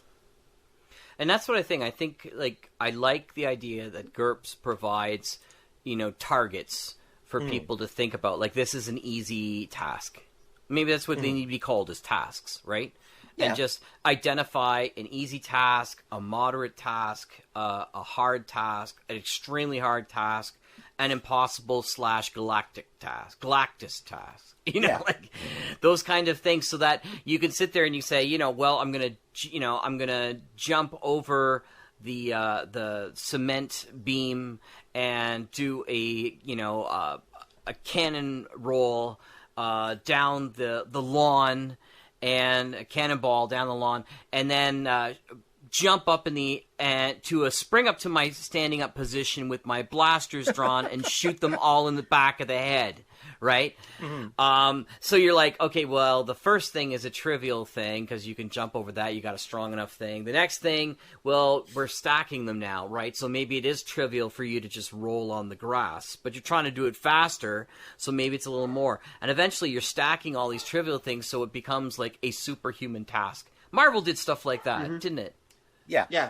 But they called them very specific things. Like it was sort of like a superhuman task and those kind of things in the Marvel role playing game system too. Yeah. Right. And most success-based systems use a version of that. Like 1 success is required for an easy task. Right. 3 successes for a moderate task. A really difficult task might require 6 successes. That kind of thing. So you roll separate successes. Right. Although some success-based systems do allow things like, for example, they say, well, 1 isn't easy, so if you've got at least 2 in the skill, on average, you're going to be able to pull it off. So the GM can just hand wave it and say, well, if it's easy for you, you just automatically succeed. Right. If you've got like double the number of dice per success, whatever, that you need. And then you only really need to roll when it's actually going to be really difficult for your character, when there's actually a challenge involved. Cool. Mm-hmm. So what we're trying to identify here is okay, so what kind of dice are we going to use? And because they have to represent a nice spread of possibilities, and they also have to represent a nice spread of characters or character abilities, in the respect that you've got to have the mundanes all the way up to the heroics kind of thing. Mm-hmm. D10. And there's a very simple reason for that. Why is that? Because you also need, if you're going to use a success-based system, you need something that is using really, really common dice that the players can get their hands on really easily, because they're going to need a lot of them. Okay. So why not D6 then? Because that's the most common dice you can find. And many systems have done exactly that. That's why Shadowrun, for example, uses exactly that. There's a couple other GURPS. systems that do that. Yeah. Yep. Well, GURPS does it a little differently, but yeah, they use D6s. Space 1889, yeah. Travel. Yeah, I know, ton of but them. I mean success-based games as opposed to like GURPS is adding them up. Right. They're not using success-based. Right. And the answer is the D10 provides a wider variety. Going back to what you're talking about there, the one problem with D6s is it very easily there's only 6 possible options, so then each number has a much higher chance of appearing. You'll get a much wider variety. Also, you can kind of angle it with a kind of whole percentile thing when you're looking at a D10, because it's basically increments of 10, so 10%, 20%. Okay, whereas with a D6, that's a little trickier to work with. Right. At least that's my take on it anyway. So it's either going to be D6 or D10. I lean towards D10 for the same reason I think World of Darkness did, which is with a success-based game, I find that gives the best range. Okay. Oh, but Don doesn't entirely agree, I know. But you're not going to pick D8s or D12s because those, to get enough of them would be really expensive and problematic. There's one weird caveat that I might say when it comes to picking what kind of dice you use, based on availability of dice. I don't know if that's a big problem because as a weird aside to that, I am pretty sure that the My Little Pony role-playing game, which is aimed at like 6-7-year-old little girls, uses D4s and D8s and D6s and D10s and D20s and all that. That's because it was written by nerds. It was, but the fact that it's being marketed to 6-year-old little girls means that 6-year-old little girls have access to this stuff. No, they don't. That's why the game was a commercial failure. I don't know if it is. It's for sale everywhere, and they've put out a whole shitload of supplements for it. Well, it being for sale everywhere just means that the copies weren't selling. Can't believe we're... This has got to be a rule somewhere that the longer you talk about something, eventually it turns into My Little Ponies. Yeah, well, there's that. Rule 42 or something. Can't believe we're arguing this, but again, it's the idea too. If you're making a role-playing game, gamers will get dice. Yeah, they will. But here's the thing: I think Jack wants us to appeal to non-gamers too. Sure. And this is where we run into an interesting part. Actually, do you, Jack? I shouldn't make assumptions. Do you want gamers to play this or non-gamers? I'm hoping, like. Again, I want to open this up to people who've never played games before but love Biff Straker, the radio drama series, too, right? So, ideally, I want anybody who enjoys the stories of Biff Straker to play this. Of course, it can be the idea is hopefully it'll be expanded as just the pulp system, right? So just like GURPS has its GURPS system, but it has its horror and it has its space and stuff like that. I'm going to try to play test it, especially using Biff Straker, but I can see it running an entirely, detective pulp series or in something else. So, I don't know if that answers your question. It pretty much does. I mean, then you're probably better to go with D6.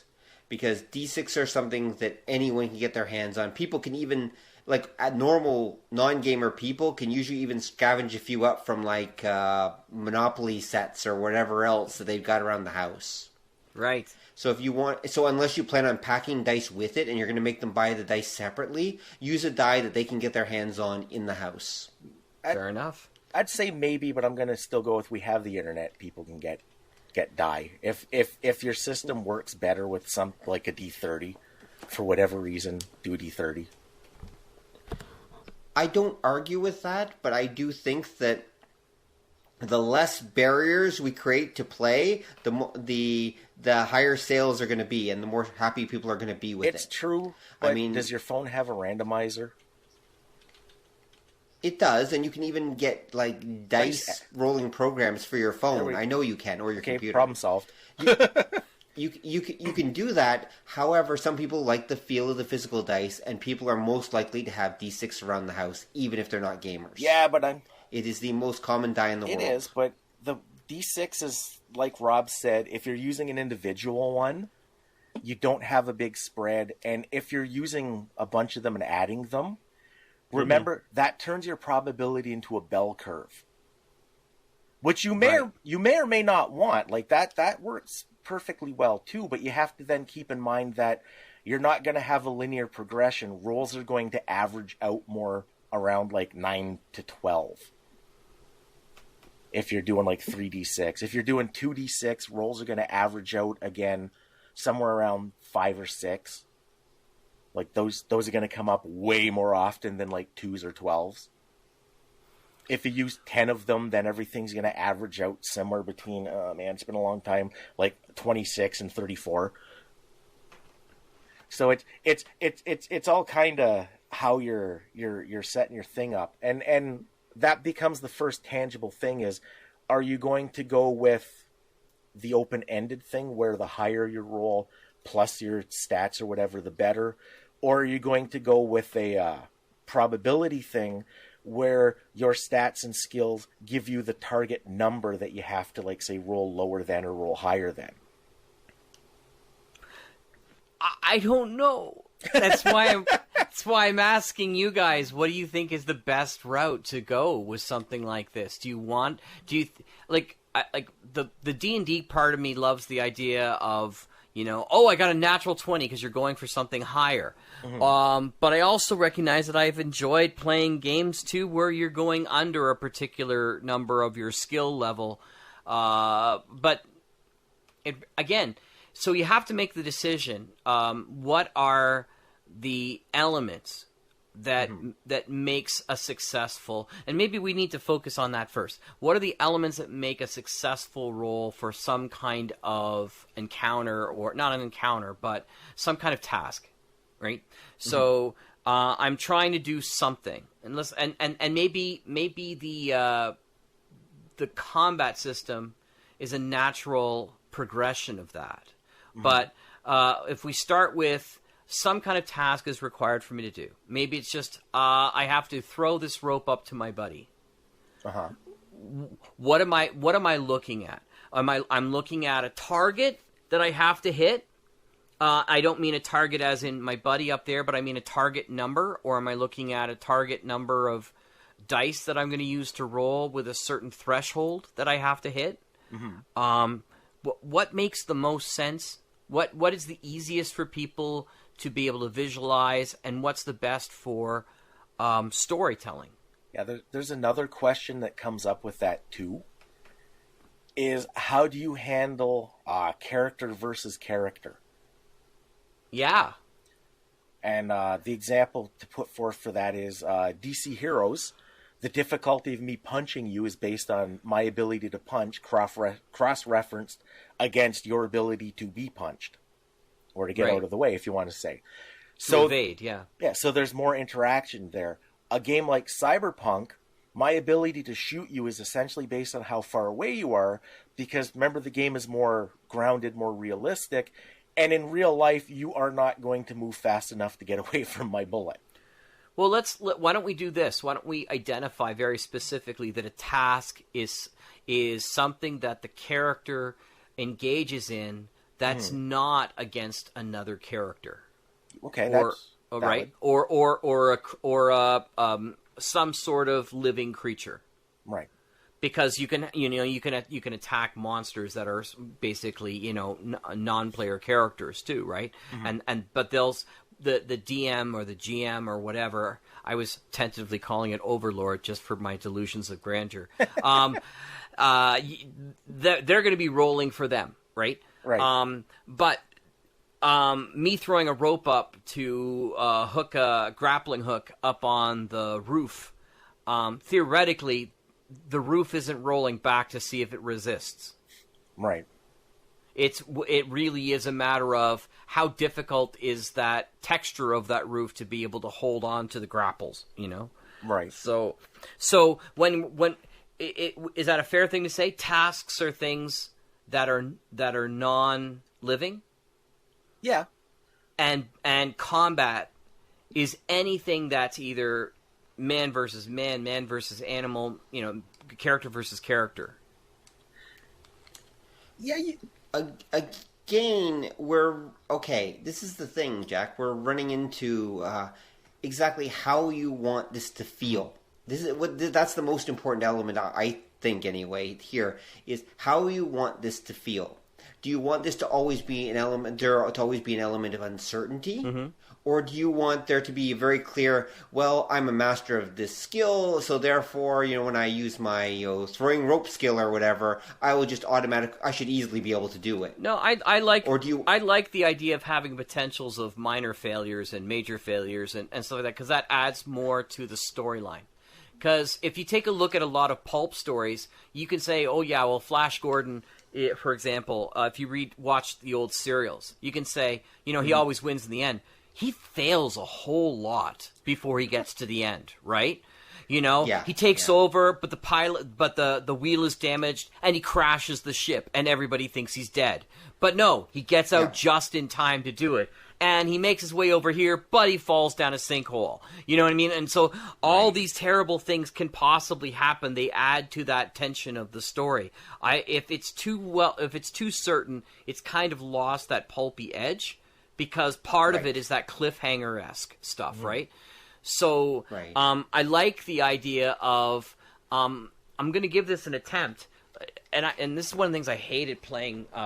And this is another kind of game, of course, and so it's definitively different. I didn't play a lot of wargaming games, but I did play like Mech Warrior with miniatures and stuff like that, and I found it Battletech. I found it eternally angering, because I would sit there playing with a guy, and he would, put his hand on it like we were playing chess.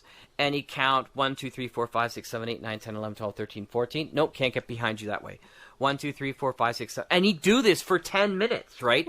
And I'm thinking in my head, okay, I'm sorry, but if this were actually happening, you would be going, I'm going to try and make it as a mech on the field, right? And if I run out of time before I get there, too bad. Right? Because that's really the realistic, adventurous side of these things. But those guys were playing it as if they were playing chess. They didn't care about the fact that this was more of a role play in that respect. I don't want to play that kind of tactics kind of style in the same way. Right. I'd rather have it more cinematic, more action-oriented, more. It's pulp, right? It's pulp. You can't get away from that kind of flavor. Okay. Well. In that case, I personally think you should go for a success-based system, where like World of Darkness uses, where you roll your dice and you count up the number of dice that you'll get a certain number. Like in the case of a D6, it would be 5 or a 6, for example. Shadowrun used this, if I remember right, as well. And you're just using the number of successes, and that's what the number of successes is what you actually determine, because that allows for more variability in how well things go. Oh, so it's just sorry. Yeah, if I remember correctly, and I'm not trying to interrupt you, but I'm just trying to. For clarity. Go ahead. I played. I forgot to mention this. I despised Vampire the Masquerade, because I really felt it was just a whole bunch of people wanting to wish they were part of Anne Rice's movie. I did enjoy Mage a whole lot. I love the probability aspect of Mage, and like trying to come up with spells that didn't look like you were breaking the laws of reality. I thought that was a really clever thing. And I kind of dug Changeling too, but I always like werewolves. So I wasn't totally against the World of Darkness thing. But I do, if I remember correctly, you'd have like a skill maybe of 6, and you'd roll like 6 dice, and a certain level was all of the successes. Was it 5 or more? 6 or something or like more. that. Yeah, 6 or more. 6 or more. 6 or more, and then you would count those up, and that would identify like how many times you hit, or would it identify more like the flavor of the amount of successes? Yeah, like for combat in the old WAD system, when you hit somebody, like if I shoot you, the number of successes I got on my to hit you roll added to the damage, and the damage was the base number of dice, and then I rolled all of those, and every success I got on that was a level of damage, and as I recall, you got a stamina roll, and every success took one of my successes away. Well, what if you had something like, let's say we're fighting you and I together, and you had a certain number of dice, and I had a certain number of dice to defend with, and you roll so many successes, and I roll so many successes, and they cancel each other out.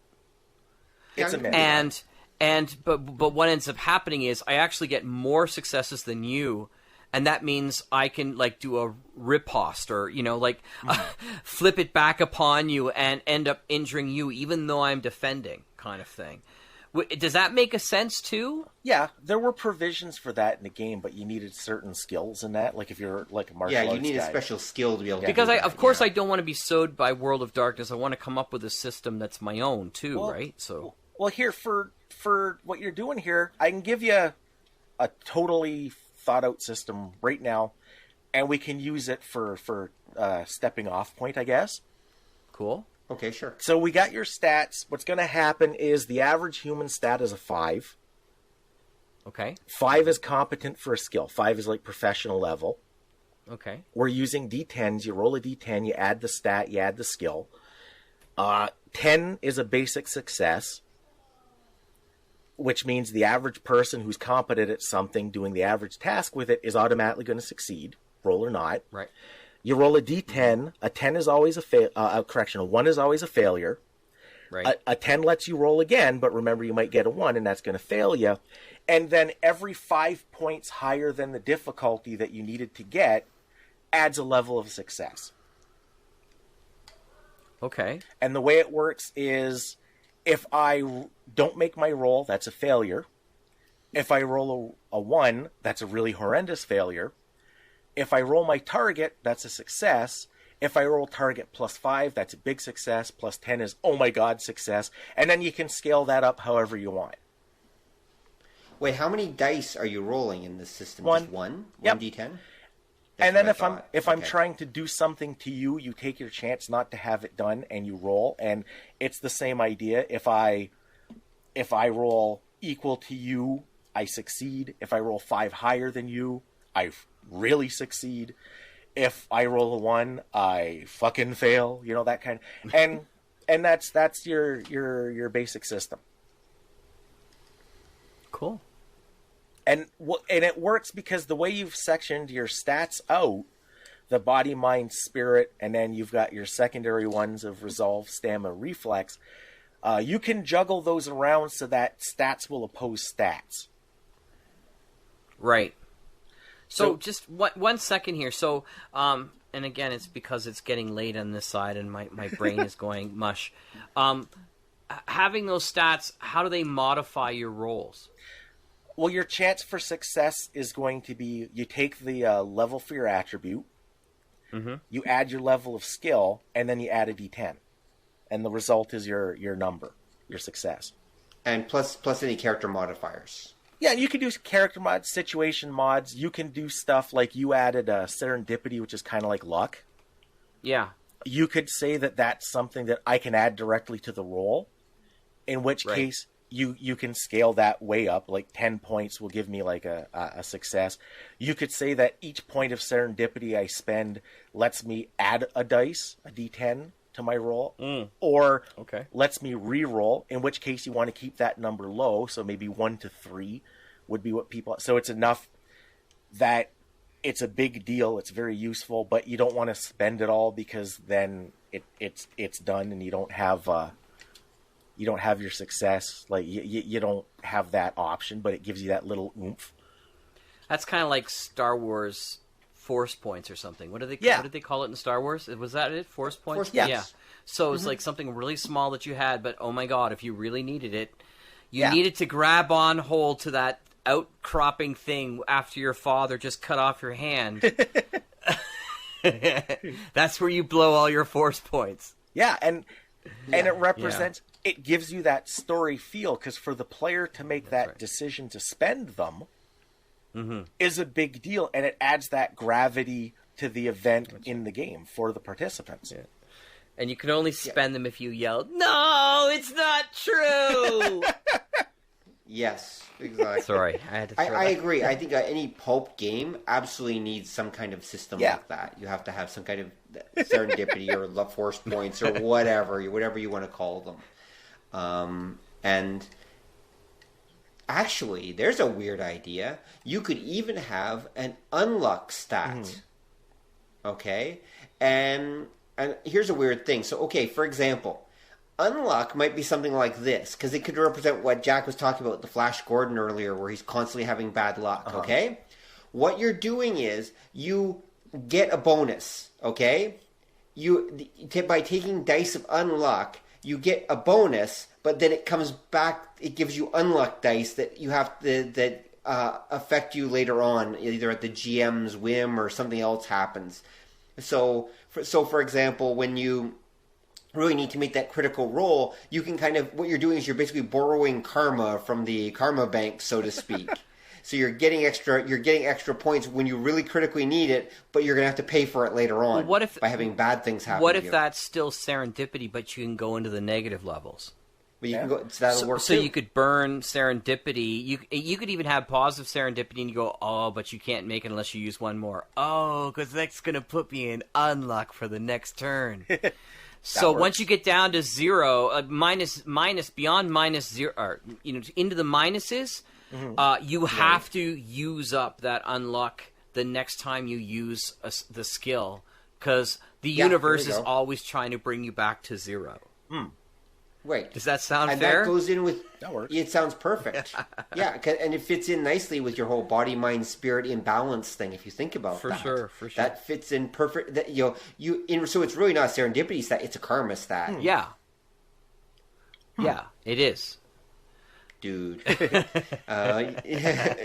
So there you go. I mean, and that's so you can play with the rules of the universe, but you have to pay. That's you right. have to pay up. That's right. Right. And maybe you have to do good things or do sacrifices or something to earn positive serendipity. You can't just get it automatically each game. You have to actually earn it. That's right. I mean, serendipity could be also the result of like the end of a massive campaign. Yeah, right? That you could do it that way too. Yeah, so you can do it that way you too. finally defeated the Nazi tigers of Mars's encroachment onto the Mercury summit, and by the way, that's going to happen. yeah, of course. And so by doing that, you absolutely gain a point of serendipity. I mean, one could argue that renown can add to your serendipity if it's positive renown in that respect, right? So yeah. Right. Well, but you could make it even simpler than that. You can just simply say when the character does, good things, it's the whole karma thing. When they do good things, they'll get points of serendipity. This is one of the things that encourages player behavior, right? Right. So, for example, now suddenly they have this reason they have to go out of their way to actually help other people. Yeah, actually, renown would be a nice things like that. Renown would be another stat that would be nice in a totally different way about like how valuable it is for you to be anonymous at times. Yeah.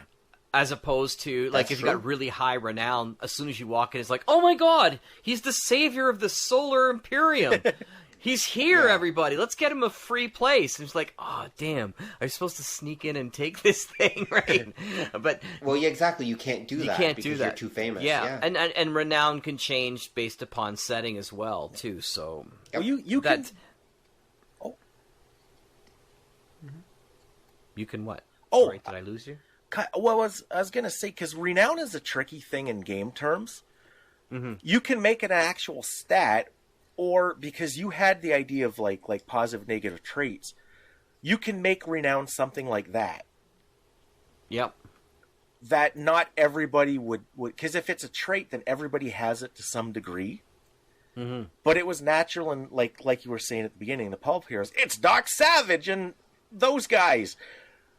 And you could make it a trait, and then it has specific things that it gives you and doesn't give you, and you could have positive or negative. You could have levels of it, levels of it that say work like a direct modifier. So you'd have renown 5, or you could have levels of it that do different things. So it's like renown, it's like universal renown, it's like godlike reputation. It's all kind of like Rob was saying. It's where do you want to direct the players, like what behavior do you reward? Renown would actually be really useful too if you want to play good or evil characters. So if you've got like really negative renown, that can add to your first reaction, like, oh my god, it's Marcus de Evil coming. Didn't he try to blow up, like, one of my main villains, his name is Doyen, and he discovers that the monoliths on the planets, and spoilers, the monoliths on the planets are what's regulating the gravity, the Earth-like gravity, even on moons and planetoids. so it's Earth-like gravity everywhere. And so just to mess with them, he finds a way to like totally reverse the gravity. So everybody gets shot off the planets into the Ethereum, and they have to go around picking them up because they'll starve to death flying in this air, unable to do anything, right? But it's a great little critical story, you know, with just like this rescue mission of getting people who are falling through the air endlessly because they've just all been just shot out, you know, from that kind of thing. But that's the thing is, like, negative renown still means you could be recognized, and the fear that people present can provide, like, they run out of a store so you can ransack it, you know, like stuff like that. So there can be, that's again part of the traits that so I mean the body, mind, spirit aspect is good to give you a centered aspect of your character, but all that flavor that we're talking about can be in those traits, which could be identified as positive and negative. Yeah. Right. And changing, ever changing based upon the choices of your characters. Right. And you can do, well, and those will be the character modifiers I think you mentioned earlier. And one thing you can do is, remember, they can be positive or negative. So let's say when you're creating your character, you get 10 points worth of character modifiers. Okay. And that can actually work very well because it means everyone's balanced. So even if I create a centaur, pirate, Amazonian warrior woman, I still only have those 10 points, so I'm going to have to put them into things like, centaur, body or something like that. And then that will come into play, of course, when I'm like doing a back kick or whatever. You can run really fast, whatever. But it also lets me do things. You can also do things like, for example, they can get more than those 10 points, but they have to create other modifiers that are negatives instead of positives. Right. So, if, for example, if I want to have 15 points worth of positive stuff, I'm going to have to come up with 5 points worth of negative, modifiers as well, and to balance those out. And so maybe I'm allergic to peanuts or something, and that's like 1 point. Or maybe I'm, if I centaur warrior woman, well, I can't get into small spaces, so that's worth like maybe 2 negative points. That kind of thing. Oh, damn, not the jungle of peanuts again. I told you I can't go there. Exactly. That's exactly right. We're not finding it. We're not fighting in the peanut farm. That shit ain't happening, man. That's right. So that's interesting. No, that's kind of cool. But so, I mean, if we're going for those kind of things, then that also helps for, like I said, for tasks, right? Yeah. Because you got to look at combat, you look at tasks. Because I didn't want to have two different ways of being able to resolve stuff. We should be able to resolve things in the same fashion. It should be universal. It just should be different. And I hate when they do that. When I was like, well, combat is resolved this way, but hand-to-hand is resolved this way, and tasks are resolved this way. And so in the same way, let's run through it. So how would you, using this system, how would you resolve building a submarine as a mad scientist?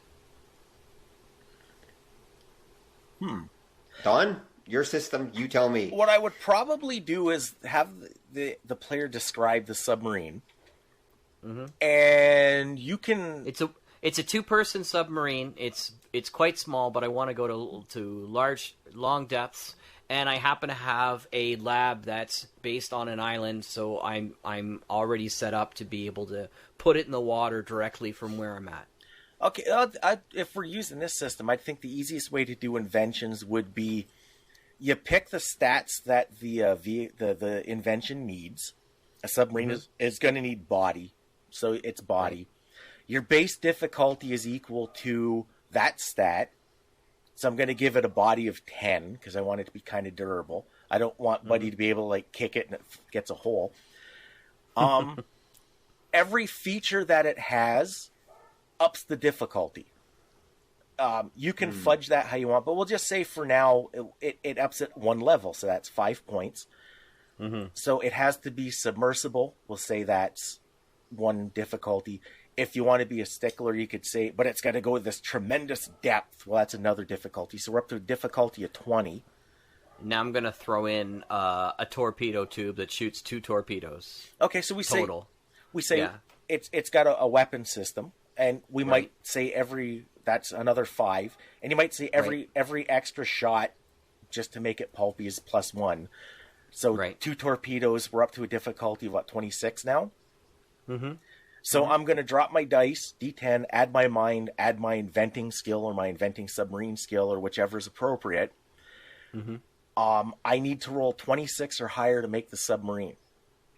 Well, the average person, if I'm a relatively smart guy, I got a 5 mind.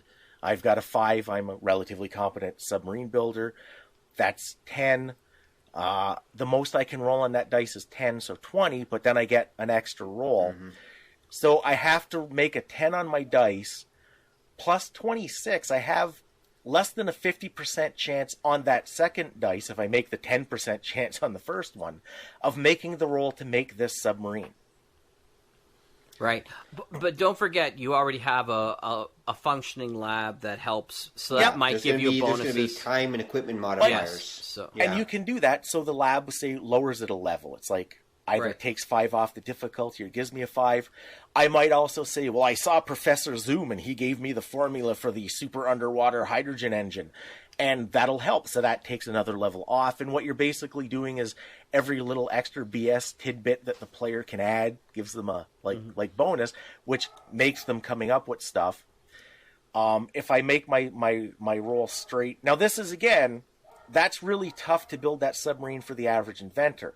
If I jack my mind up to 10 and I have 10 in the inventing skill, which is really high, I only have to roll a 6 or higher. That's like 50% that I knock off a sub.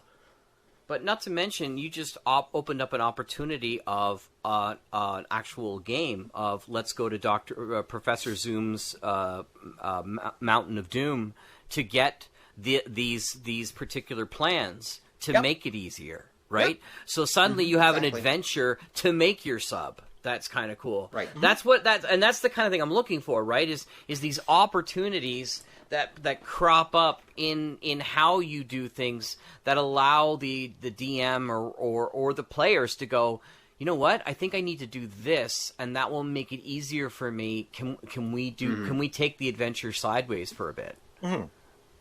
That's pretty cool. Yeah. And then it is. If you want with this system for doing damage, make it the same thing. That what you're doing is, if I'm attacking you, like you've got reflex as a substat, you could use that for your base 2 hit. You could use body.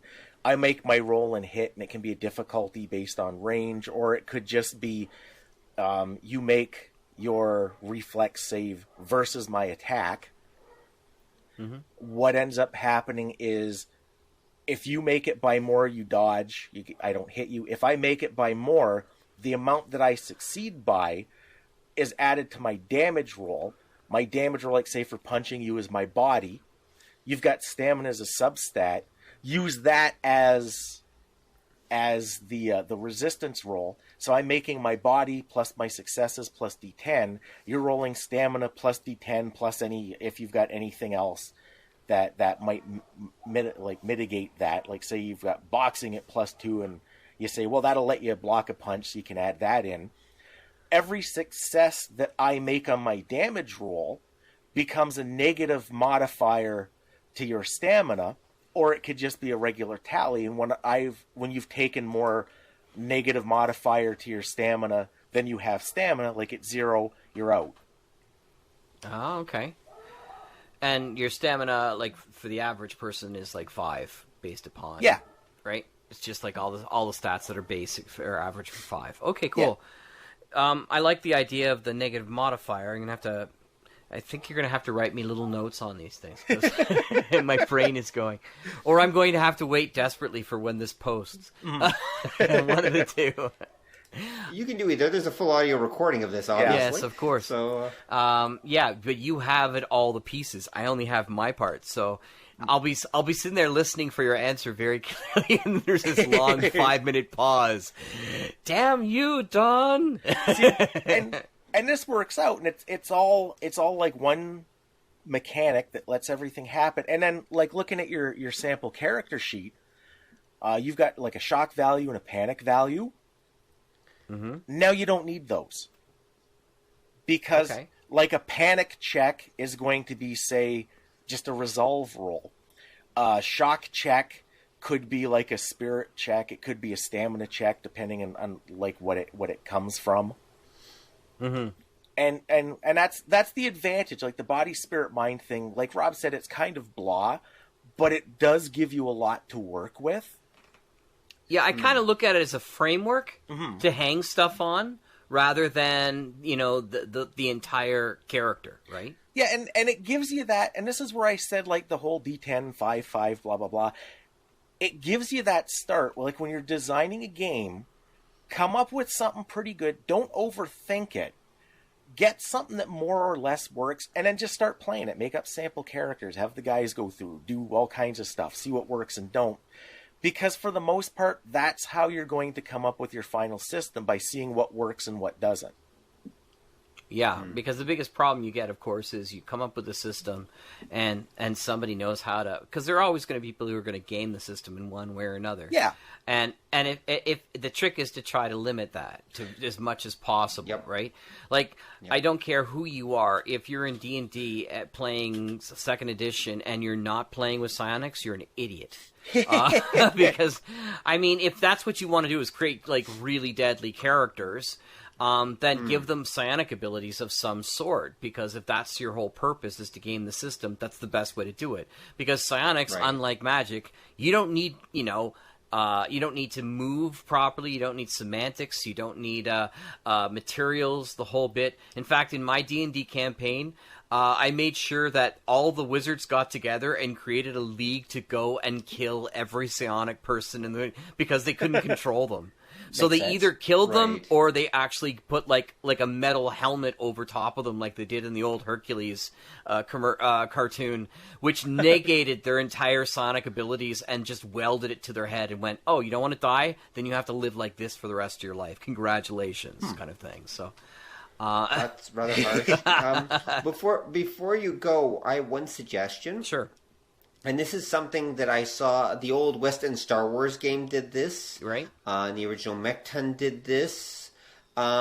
Is that because they were games that were focused towards a very specific style of play. So obviously the Star Wars, and Mekton was towards like pulpy anime, basically. Right. The original Mekton game. What they did is they basically had a specific set of skills that almost all characters were expected to have. Okay? So the skill list was actually mostly filled out because it was just a given that these are the skills that you find in almost every pulp adventure, or in this case Star Wars adventure, of course. And now mind you, so those skills were already on the list. Okay, now you may not actually have any points in those skills. You could decide that during your character creation. Those skills were kind of the default skills that it was expected that most characters were going to have. Like, for example, in this Biff Straker setting, everyone's going to have blaster. So just the character sheet should probably have blaster. It should literally just be on there. Does the or whatever range combat is.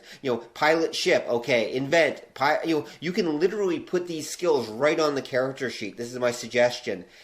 And again, the player, if they choose, they can still have 0 in that skill. That's fine. But these are skills that like 9 out of 10 of the characters in this setting are going to have anyway. So just put them right on the sheet. Don't just leave all the spots blank. Yep. And then leave a couple more spots for blank. Like, one suggestion is, don't make this a high skill game. Like, don't plan on characters having like 50 skills. Try to keep them, maybe they only have like 10 skills, for example, and 5 of them are kind of the generic pulp skills that every pulp character has. Then they can customize their character with the other 5. That kind of thing. I was thinking, that's kind of like Space 1889's Cascade skills, right? Yeah. So what I like the idea, but what I would do is I would say everybody gets a gun. You pick the gun. Based upon the kind of thing, it could be a pulp noir adventure or a tech world, which is a noir adventure. So obviously you're not going to get a blaster unless you have like a really high inventive skill, and then you've got like the electric gun kind of thing, right? Yeah. So, but that way, if you say gun, that might give people more flexibility. And it's like, yeah, I'm going to have the pistol. No, I'm going to have like the 2-handed blaster rifle. And that's going to be my thing. But they all have some kind of gun weapon. And they all have some kind of blade weapon ability. They may not have it on them, But, you know, when they were a kid, their father taught them how to be able to use the flick knife. Because that's what good fathers do, Yep. right? Yeah, exactly. Does that sound right for you? Yeah, that sounds fine. I mean, like I said, I like the idea of just automatically on their character sheet, there should be a few generic skills that every single character in a pulp game has. For sure. And they'll have their own... And you can even leave a little space where they're supposed to put in the detailed of exactly what this version is. Sure. Okay? You know, what their specialty is or whatever. And if they're not using their specialty, they can use that skill, but at a lesser level, maybe, or something like that. Well, this is, well, like, I mean, other than we'd have to identify how many skill points somebody would have just to build their character, and that would take some thinking about, like, how many skills do you have and how many skill points are we going to start off with a character. I'm assuming that's what you do, is you start off with a base level of skill points. I would suggest this is just, okay... Unless you want to get into min-maxing, which is naturally going to happen. I come from the GURPS champions background, okay? I know how, we'll call it universal skill points go, and they go badly in most cases. Not always. But Don's laughing for a reason, because he knows what I'm saying this.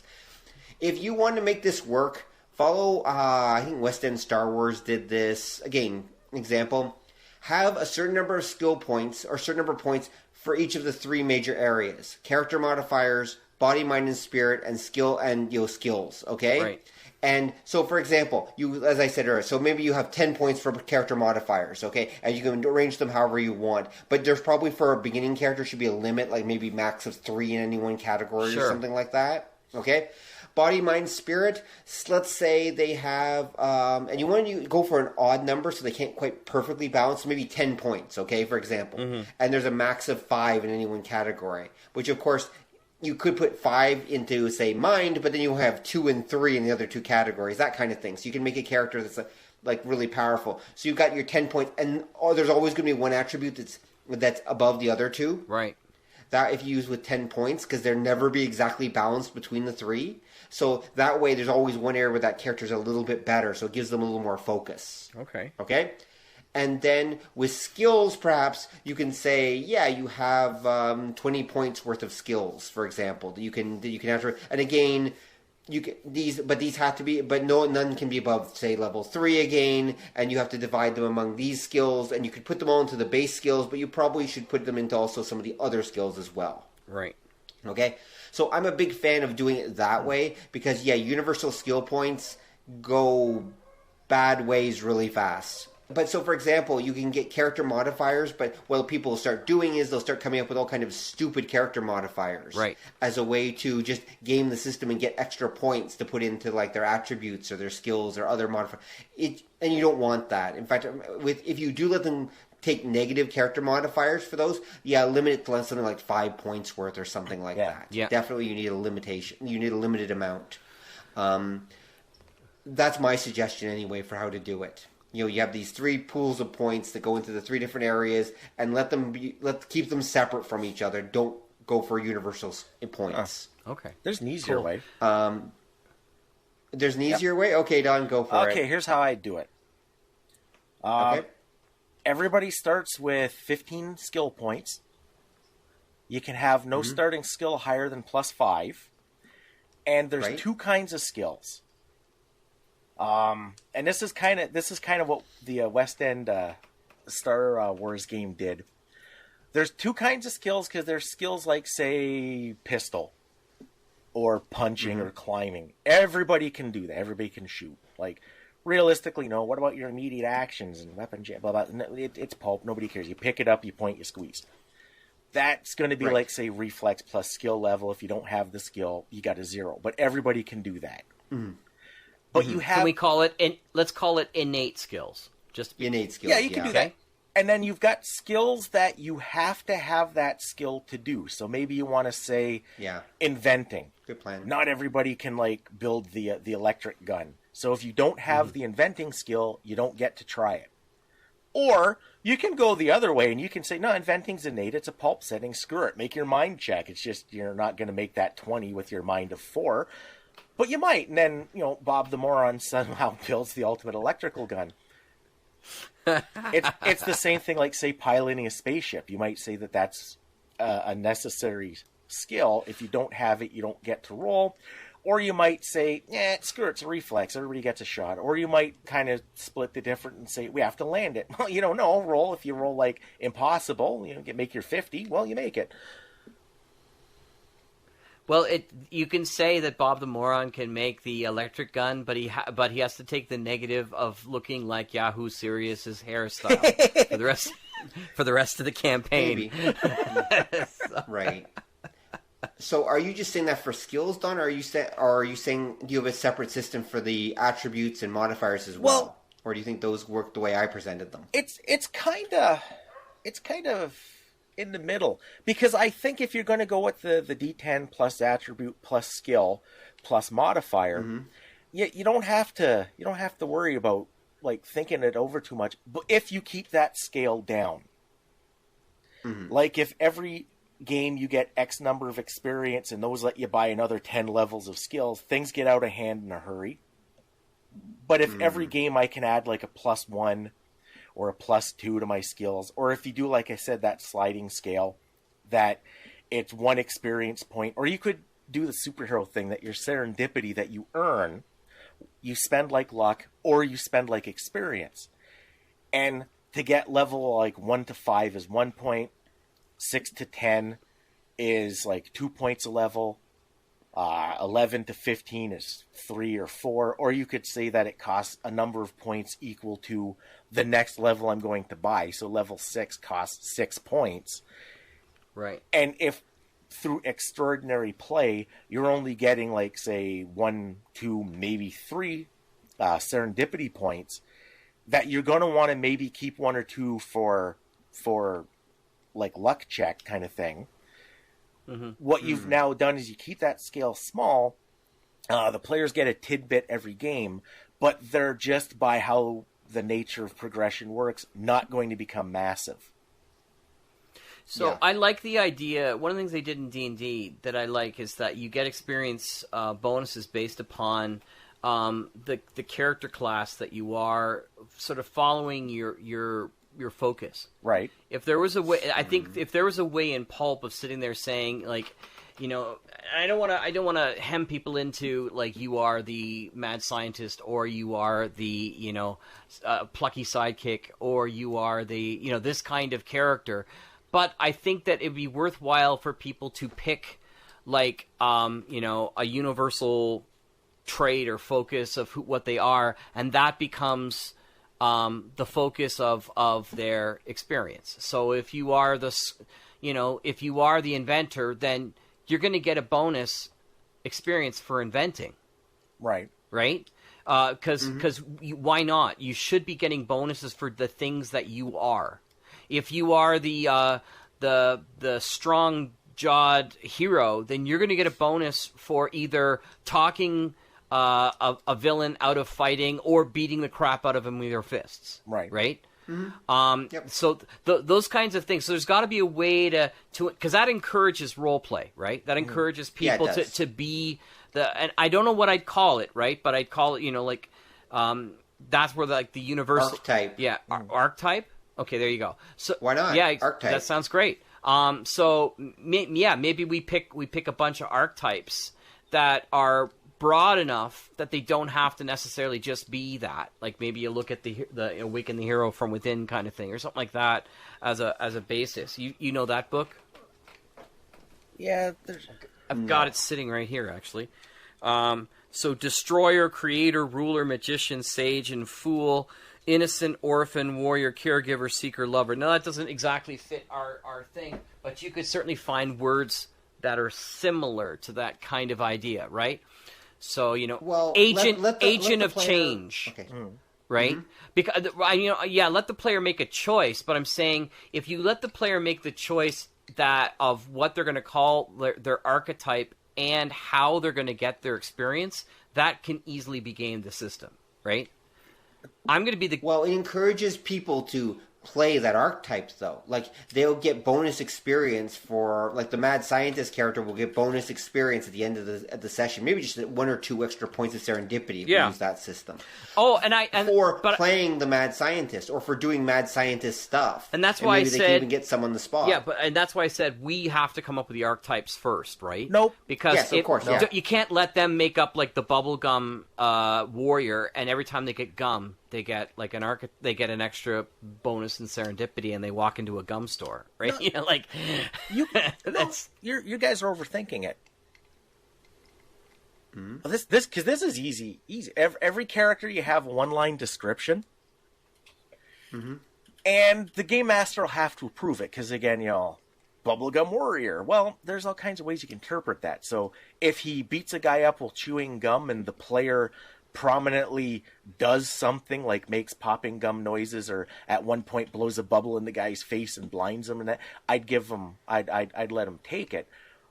But everybody has a 1-sentence description of their character, and if you play that during the game, you get a bonus point.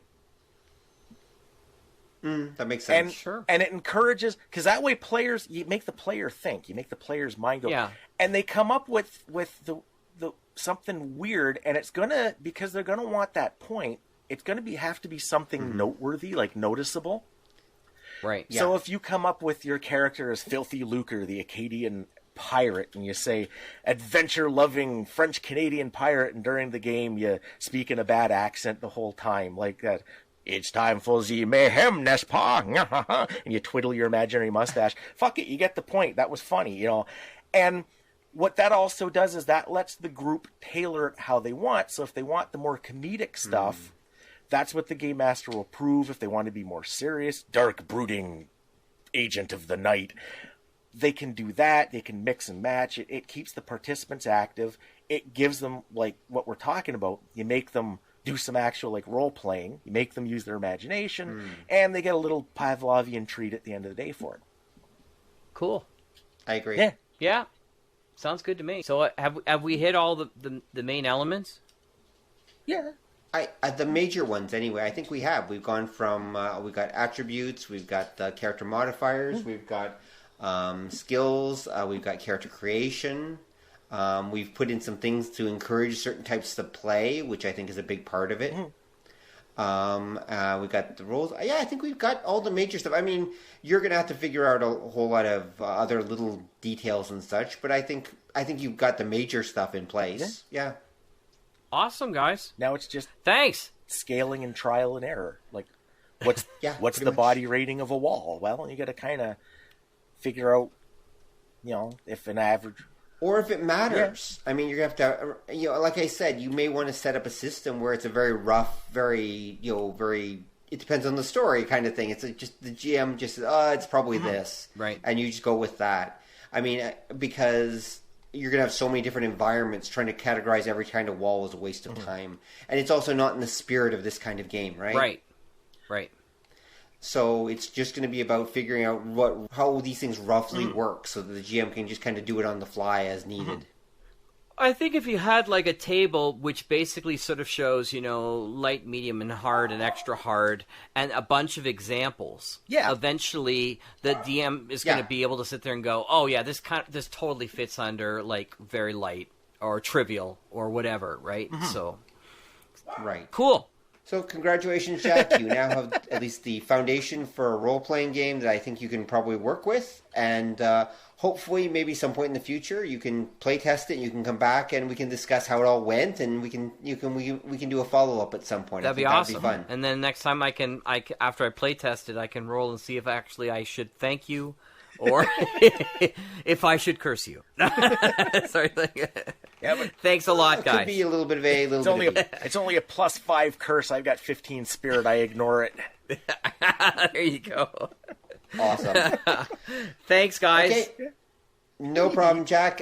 Thanks to everyone for listening. We hope you found this at least mildly educational. And we hope you had as good a time listening to this as we did going through and just playing with all the possibilities. Because making role-playing games is a lot of fun. You just have to take it the right way. On that note, good night, everyone. Good night. Thanks for listening to the show. If you'd like to hear more or join the conversation, come visit us at obeythedna.com. You can also find us on iTunes or whatever fine podcast site forgot to lock their back door. So until next time, remember that to master the nerdly arts takes time, practice, and enough Coca-Cola to drop a rhino. See ya!